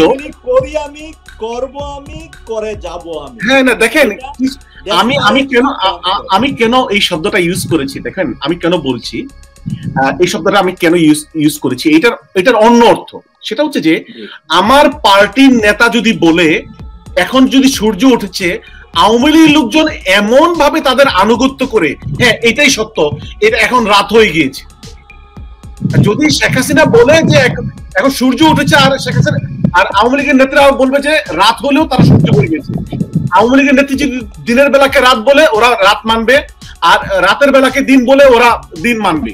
অর্থাৎ আওয়ামী লীগের লোকজন দলীয় বিশ্বাসে এমন কঠোর, সেখানে তারা নিজস্ব চিন্তা চেতনা, স্বাধীনভাবে চিন্তা সাধারণত আওয়ামী লীগের লোকজন করে না। আমি যে কথাটি বলেছি, এটা আমি জেনারেলি এভারেজ কথা আমি বলছি আওয়ামী লীগের লোকজনের, তারা কিন্তু প্রত্যেকটা লোকে অ্যাক্টিভিস্ট। আমি 3-4 দিন আগে লন্ডনে একটা সেমিনার হয়েছিল, দেখুন আসিফ নজরুল ছাড়া বিএনপি ঘরানার এমন কাউকে, যদি উনি বিএনপি করে না, ধরেন এনপি আওয়ামী লীগ ঘরানার এমন কেউ কি আছে যে সত্যিকার অর্থে আওয়ামী লীগ বুদ্ধিজীবীদের বিরুদ্ধে শক্তভাবে, রেগুলারলি, সাহসিকতার সহিত একটা অবস্থান তৈরি করেছে? করে নাই। কিন্তু এক আসিফ নজরুলের এগেইনস্টে আপনি শত শত আওয়ামী লীগ বুদ্ধিজীবী দেখাইতে পারবেন।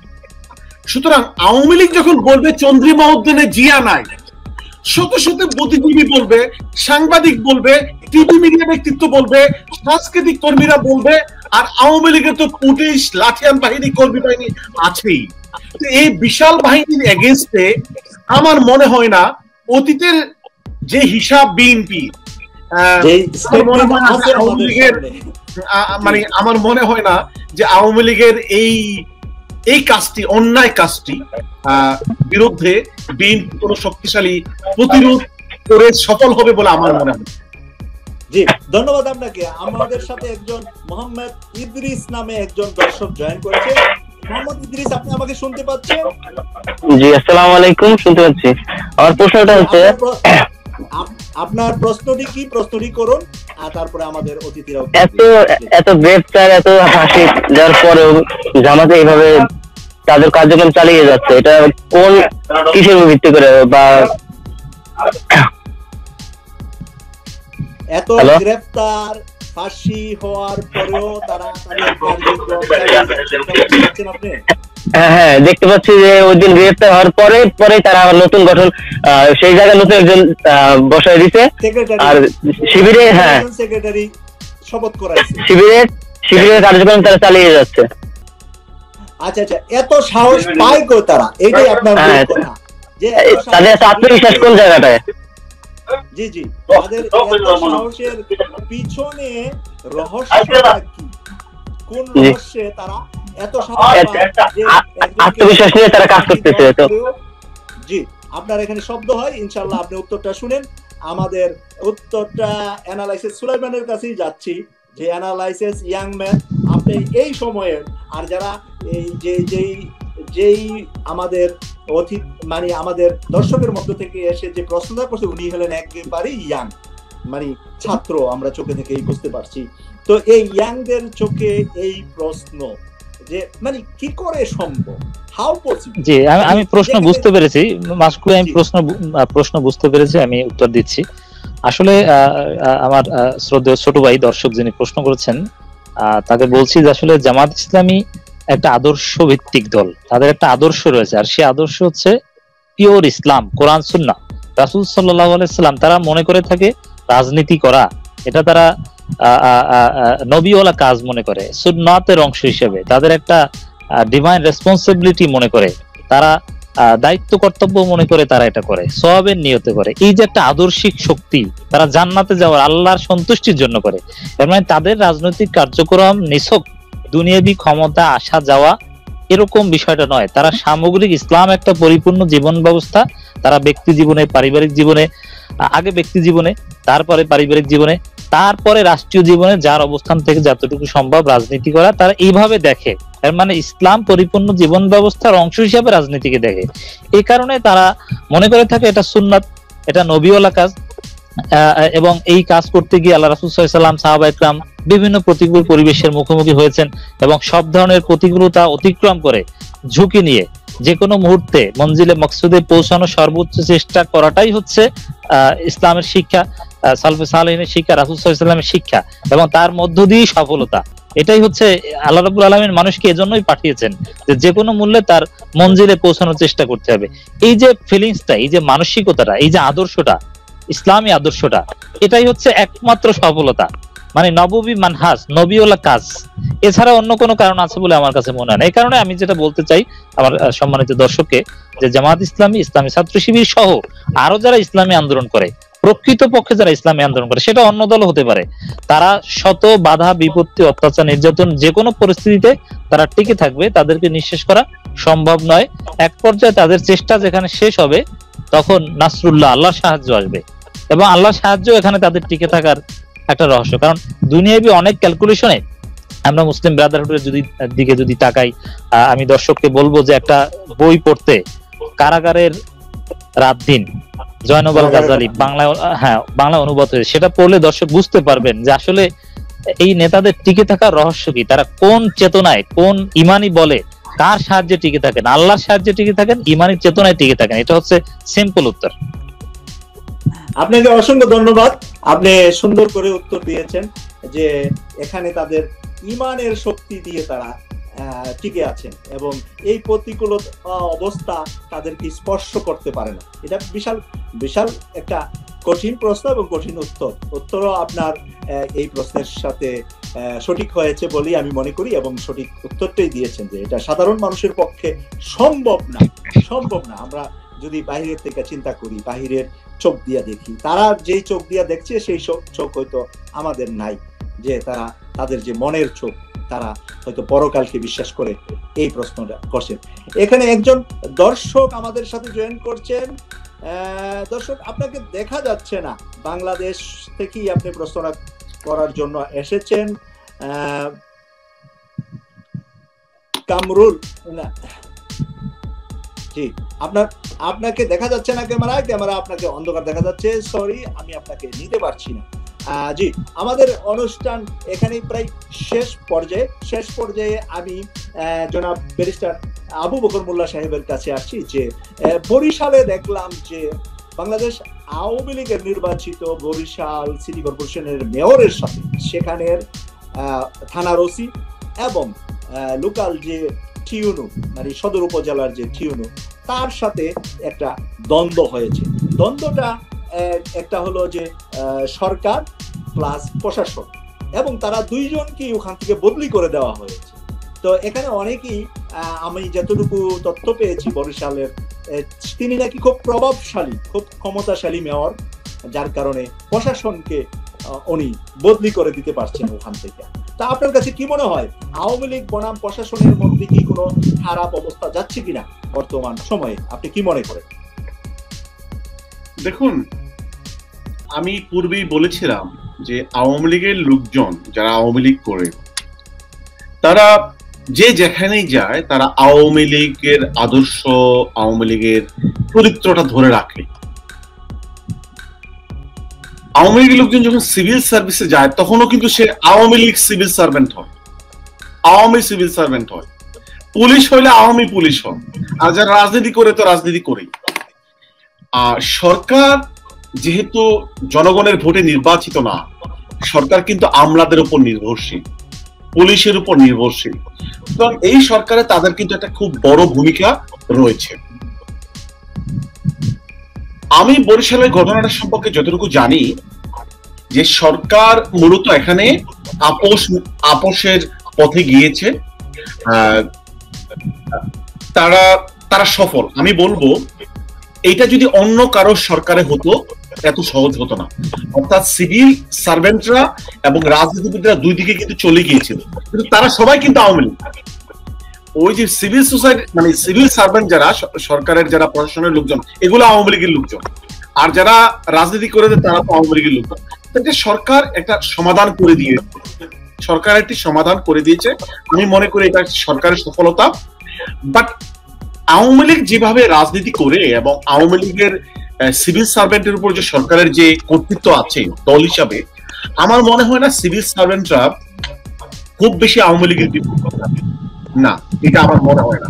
কারণ সিভিল সার্ভেন্টদের ভিতরে আওয়ামী লীগের যারা আওয়ামী লীগ করে তারা খুবই শক্তিশালী, তারা ঐক্যবদ্ধ, তারা শেখ হাসিনার নেতৃত্বের প্রতি আমি ব্লাইন্ডলি, এটা ইংলিশ শব্দ, অর্থাৎ দে আর ব্লাইন্ডলি এন্ড ডেভোটেডলি মানে তারা আওয়ামী লীগের আদর্শকে ধারণ করে এবং আওয়ামী লীগকে ক্ষমতার থেকে থাকুক সেটা চায়। হ্যাঁ, সিভিল সার্ভেন্টদের ভিতরে একটা অংশ অবশ্যই বঞ্চিত, যেখানে যোগ্যতার ভিত্তিতে প্রমোশন দেওয়া হয় না, যেখানে রাজনৈতিক আদর্শের ভিত্তিতে প্রমোশন দেয়। তাহলে শিক্ষিত, জ্ঞানী এবং কম্পিটেন্ট যোগ্য লোকজন কিন্তু আসলেই একটা কর্নার্ড এবং অসহায়, তাদের ভিতরে একটা খুব রয়ে গিয়েছে। কিন্তু আমার মনে হয় যে রাজনৈতিক ফিল্ডে, রাজনৈতিক ময়দানে যদি বিএনপি জামাত শক্তিশালী অবস্থানে না যায় তাহলে প্রশাসনের লোকজন কোনো কিছু করতে পারবে না। এইটা রাজনৈতিক ময়দানে আগে সমাধান করতে হবে। অসংখ্য ধন্যবাদ আপনাকে। আমি একজন দর্শক আমাদের সাথে অ্যাড হয়েছেন, আকবর আলী শিকদার ভাই, আপনি আপনার প্রশ্নটা সরাসরি করার জন্য অনুরোধ করছি। হ্যালো, আসসালামু আলাইকুম। ওয়ালাইকুম সালাম। আমি জানতে চাচ্ছি, আসলে যেহেতু ইসলামী আন্দোলন, যেহেতু আফগানিস্তানের বিষয়, তালেবানরা যদি ওরা ইসলামী আন্দোলন বিশ্বাস করে ইসলামী আইন কানুন চালায়, তাহলে এরা যে ওই বিজয় উল্লাস করতে গিয়ে ফাঁকা গুলি অনেক ছুড়েছে, তো ফাঁকা গুলিতে এই যে 19 জন বা 17 জন বা 42 জন অনেকজন নিহত হয়েছে, আহত হয়েছে, এইটা তো কখনো ইসলামে সমর্থন করে না। এক, দ্বিতীয় কথা হচ্ছে আরেকটা বিষয়, যদি আপনাদের বলি আরেকটা বিষয়, মানে কয়েকদিন আগে যে শিক্ষামন্ত্রী বললো পিএইচডি এবং ডক্টর এগুলো কোনো প্রয়োজন নাই।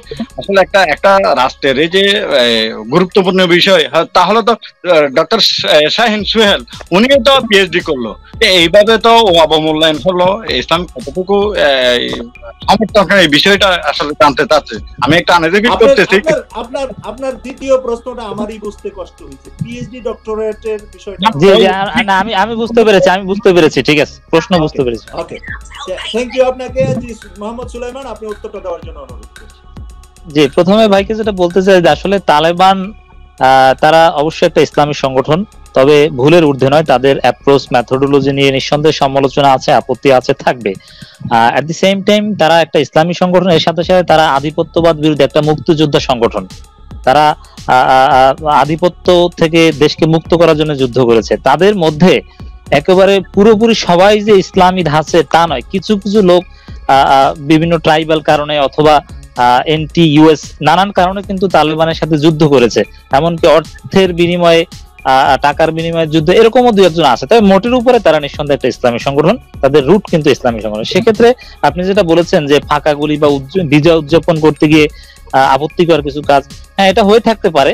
এটা যদি হয়ে থাকে আমি জানি না সেখানে নিহতের ঘটনা ঘটেছে কিনা, সেটা নিঃসন্দেহে নিন্দনীয়। তালেবান যদি বিজয় উদযাপন করতে গিয়ে বাড়াবাড়ি কিছু করে থাকে অথবা এমন কোনো কাজ করে থাকে নাজায়েজ, সেটা আমরা কিছুতেই সমর্থন করব না, সেটা অবশ্যই ভুল কাজ। আর ভুল ভ্রান্তি নিয়ে মানুষ, শুধু এটা না, তালেবানের বিরুদ্ধে আরো অনেক সমালোচনা আছে। আর তালেবানের এই বিজয়, এটা যে শুধু তালেবানের বিজয় তা না, এর পেছনে আঞ্চলিক জিওপলিটিক্স থেকে শুরু করে বিশ্ব রাজনৈতিক জটিল ক্যালকুলেশন কাজ করেছে। তালেবান যে শুধু যুদ্ধ করে জয়লাভ করেছে তা না, আরো অনেক বিষয় বিহাইন্ড দ্য সিন আছে, সেটা বলতে অনেক সময় লাগবে। আর আপনি আরেকটা যেটা বলেছেন যে তালেবান একজন প্রতিনিধি বলেছে যে আসলে পিএইচডি ডিগ্রি, মাস্টার্স ডিগ্রি এগুলোর কোনো ভ্যালু নেই, একজন মন্ত্রী বলেছে, এরকম একটা কথা বলেছিল। আসলে তার কথাটা একটু মিসকোট হয়েছে, তিনি এভাবে বোঝাতে চান না। তিনি মূলত যেটা বোঝাতে চেয়েছিলেন যে মন্ত্রী পরিষদ চালাতে অথবা রাষ্ট্রের বিভিন্ন স্তর চালাতে সব ক্ষেত্রে যে পিএইচডি ডিগ্রি লাগবে বা সব ক্ষেত্রে মাস্টার্স ডিগ্রি লাগবে, বিষয়টা এরকম নয়। অনেক ক্ষেত্রে অন্য যোগ্যতা দিয়ে হয়, বা তিনি আসলে রিলেটিভ আপেক্ষিক করতে এই বিষয়টা বলছেন, কিন্তু আমাদের দেশের মিডিয়াগুলো বিকৃত হয়ে বলছে। তা সত্ত্বেও তালেবানের শিক্ষানীতি, তাদের আরো অনেক নীতির সাথেই আমরা ব্যক্তিগতভাবে আমি একমত নই, অনেক বিষয়ে আপত্তি আছে। এবং আমরা বিশ্বাস করি বিশ্ব ব্যবস্থা থেকে, পরিবেশ পরিস্থিতি তারা শিখছে, নিজেদেরকে সংশোধন করছে, তারা যুগোপযোগী বাস্তব ভিত্তিক হবে। কিন্তু তাদেরকে অ্যাবসলিউটলি পুরোপুরি ঠিক একেবারে শতভাগ একটা নিয়মতান্ত্রিক ইসলামিক মুভমেন্ট এটা কিন্তু না। আপনি দেখেন, আরেকটু ক্লারিফাই করতে হয় মাসুক ভাই, সেটা হচ্ছে জামাত ইসলামী, ইখওয়ানুল মুসলিমিন বা নাহদা বা পৃথিবীর বিভিন্ন দেশের জাস্টিস এন্ড ডেভেলপমেন্ট পার্টি, সাদাত পার্টি, দেখেন এরা কিন্তু একটা নিয়মতান্ত্রিক ইসলামী দল। এরা ধীরে ধীরে একটা কর্মীকে একটা যোগ্য মানুষ হিসেবে তৈরি করে, যুগের পর যুগ প্রশিক্ষণ দিয়ে তাদের শক্তিশালী লিটারেচার রয়েছে, একটা সিস্টেমেটিক ওয়েতে করতে হয়। কিন্তু তালেবান কিন্তু সেরকম নয়, তারা একটা প্রতিকূল পরিবেশের মধ্য দিয়ে তাদের উত্থান কিন্তু নিয়মতান্ত্রিক কোন মানুষ তৈরির মাধ্যমে ইসলামী আন্দোলন করা বা জনগণের স্বতঃস্ফূর্ত বিপ্লব করা এরকম নয়। তারা যুদ্ধ করার জন্য প্রতিষ্ঠিত হয়েছে, তারা সাম্রাজ্যবাদীদের বিরুদ্ধে এবং আফগানিস্তানের অভ্যন্তরীণ বিভিন্ন গ্রুপের মধ্যে দ্বন্দ্বের মধ্য দিয়ে তাদের উত্থান।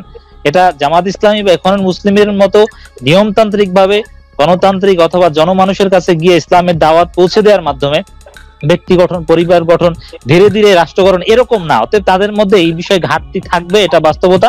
আমরা আশা করি তারা জামাত ইসলামী, ইখওয়ানুল মুসলিমিন, আল্লামা ইউসুফ আল কারজাবির সাথে দেখা করেছে, তারা শিখবে, আমরা সে আশা করি। আপনাকে অসংখ্য ধন্যবাদ। জি, আমরা একটু সংক্ষেপে উত্তর দিতে হবে, আমাদের লাইনে বেশ কয়েকজন আমাদের আজকে দর্শক রয়েছে, এই জন্য সংক্ষেপে প্রত্যেকেই উত্তর দিবেন। সেকেন্দার আলী ভাই, আপনার স্পিকারটা ওপেন করবেন, আপনার প্রশ্নটা করবেন সরাসরি। আসসালামু আলাইকুম। আমার মাসুক ভাইয়ের মাধ্যমে আমি সলমান ভাইকে একটা প্রশ্ন করতে চাই। আপনাদের যে আজকে যে বিষয় নিয়ে আপনারা আজকে টক শোতে বসছেন, আমি বলতে যাচ্ছি যে মানে বাংলাদেশ জামাতি ইসলামী এবং যে নির্যাতিত যে সংগঠনগুলো বাংলাদেশে রয়েছে, ইসলামিক যে সংগঠনগুলো, এগুলোর যে রাজনীতি, অর্থাৎ এরা কিন্তু কোরআনের রাজনীতি বা হাদিসের রাজনীতি করে আসতেছে।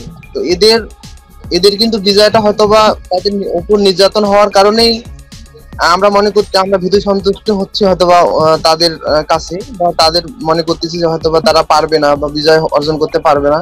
কিন্তু আমার মনে হচ্ছে যে আমাদের বিজয় হচ্ছে অতি নিকটে।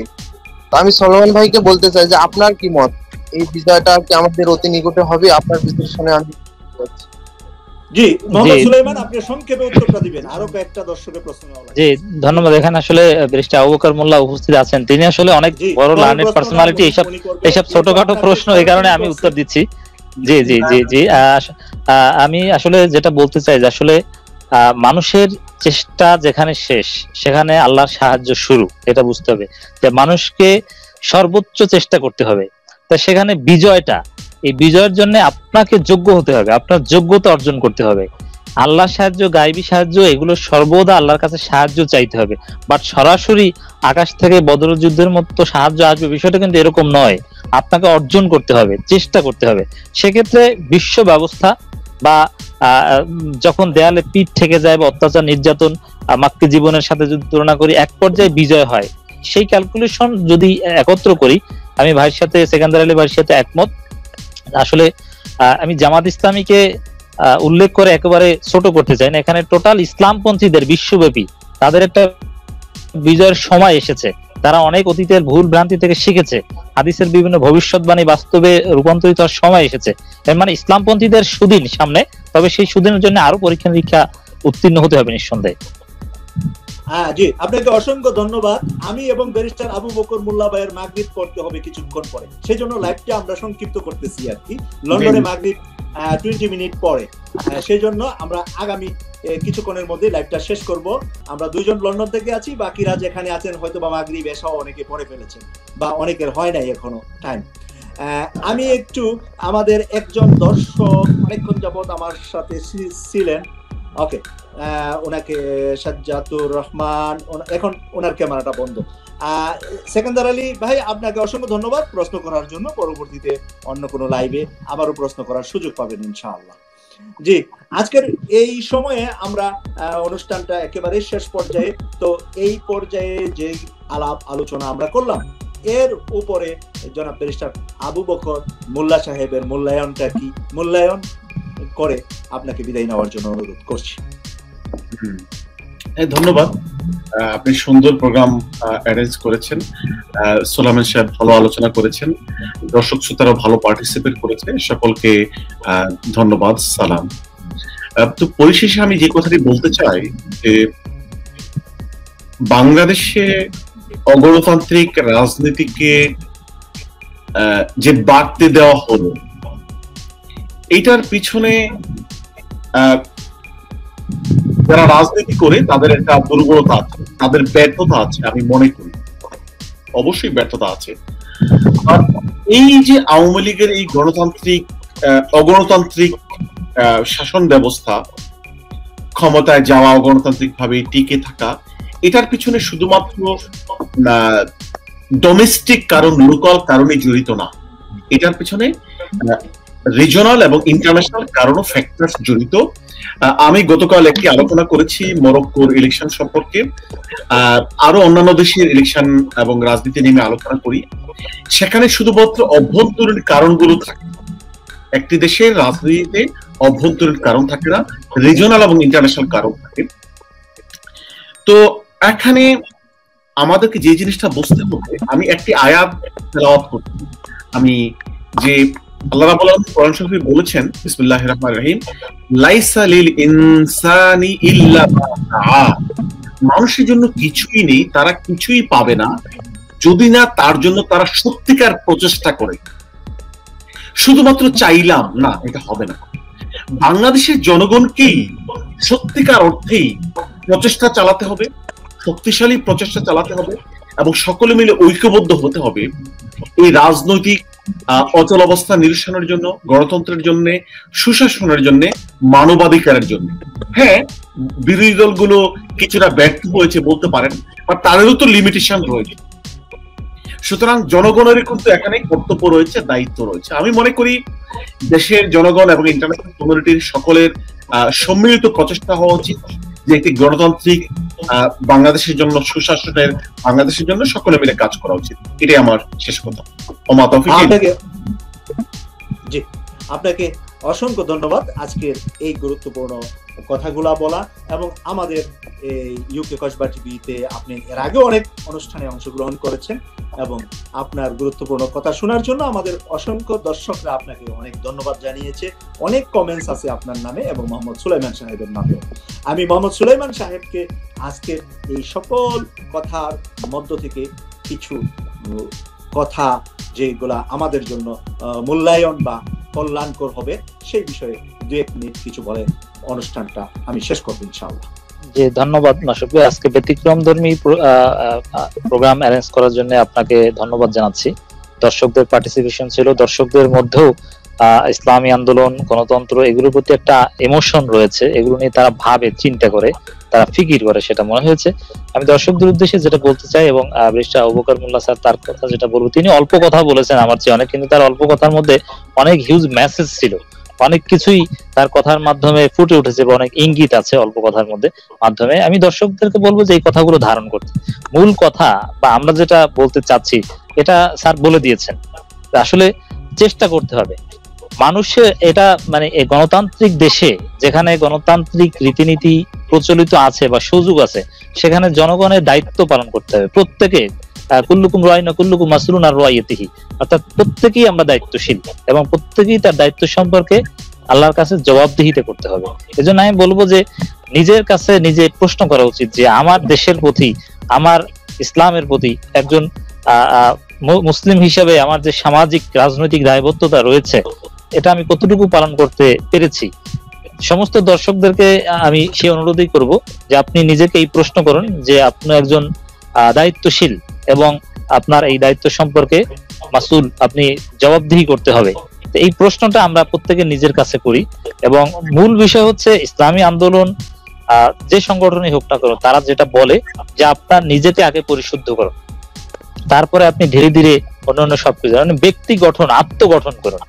আমরা অতি রাজনীতিক, অতি দুনিয়াবি যেন না হয়ে যাই, একটু আখিরাতমুখী চিন্তা করা উচিত, কারণ অতি রাজনৈতিক মানসিকতা কিন্তু আমাদের ক্ষতির কারণ হয়ে যায়। ব্যালেন্স ইসলামী আন্দোলন যেটা শেখায়, আপনি দেখবেন যে এদেশে যারা ইসলামী সংগঠন করে, সবার কথা বলছি আমি, একটা দলের কথা বলছি না, এদের যে সাংগঠনিক কর্মসূচি কার্যক্রম এর মধ্যে 99% কাজ হচ্ছে সে জামাতে নামাজ আদায় করেছে কিনা, কোরআন হাদিসের আয়াত বুঝে অধ্যয়ন করেছে কিনা, সে ইসলামী সাহিত্য পড়েছে কিনা, স্টুডেন্ট হলে তার পড়াশোনা কতদূর করেছে, মা বাবার হক আদায় করেছে কিনা, প্রতিবেশীর হক আদায় করেছে কিনা, এখানে নির্বাচন ভোট এগুলো তো নাই। এজন্য আমি বলবো যে আসলে আমরা রাজনীতি, অর্থনীতি, সমাজনীতি, ব্যক্তি জীবন, পরিবার জীবন সবকিছুর মধ্যেই যেন সুন্নাতের একটা পারফেক্ট রিফ্লেকশন পাই, আমি সেই আহ্বানে আজকে জানিয়ে শেষ করছি।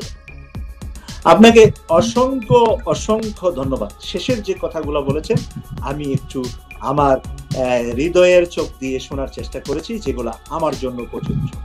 সেটা হলো যে পার্সোনাল আমরা কতটুকু নিজেকে আত্মশুদ্ধি করতে পারছি।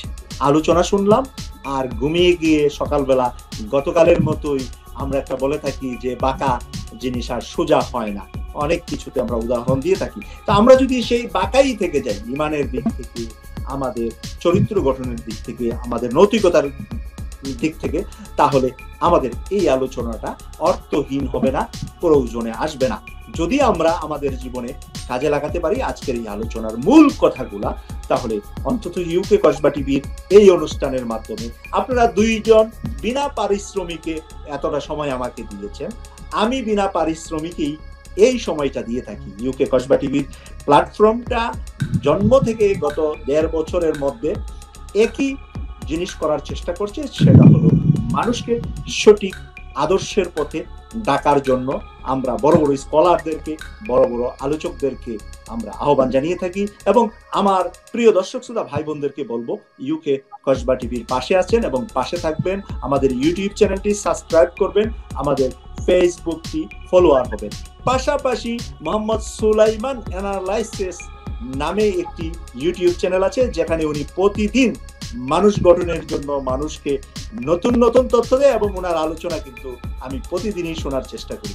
আপনারাও শোনার চেষ্টা করবেন। ব্যারিস্টার আবু বকর মোল্লা ভাইয়ের ফেসবুক আইডি থেকেই উনি আলোচনা করে থাকেন, সেখানেও আপনারা গুরুত্বপূর্ণ অনেক আলোচনা পাবেন। এবং গতকাল যে উনি মরক্কোকে নিয়ে একটা বড় সেমিনার করেছেন, সেটাও আমি কিছুটা পড়ার দেখার সুযোগ পেয়েছিলাম। আপনারা দুইজন অতিথিকে ধন্যবাদ জানিয়ে আমাদের একদম মাগরিবের সময় আমাকে এখানে স্ক্রিনে দেখাই ফেলছে মাগরিব স্টার্টিং টাইম হয়ে গিয়েছে, সেই কারণে আজকের মতো বিদায় নিচ্ছি। আমি সৈয়দ মাসুক, লন্ডন থেকে। আসসালামু আলাইকুম ওয়া রাহমাতুল্লাহি ওয়া বারাকাতুহু। ওয়া আলাইকুম আসসালাম।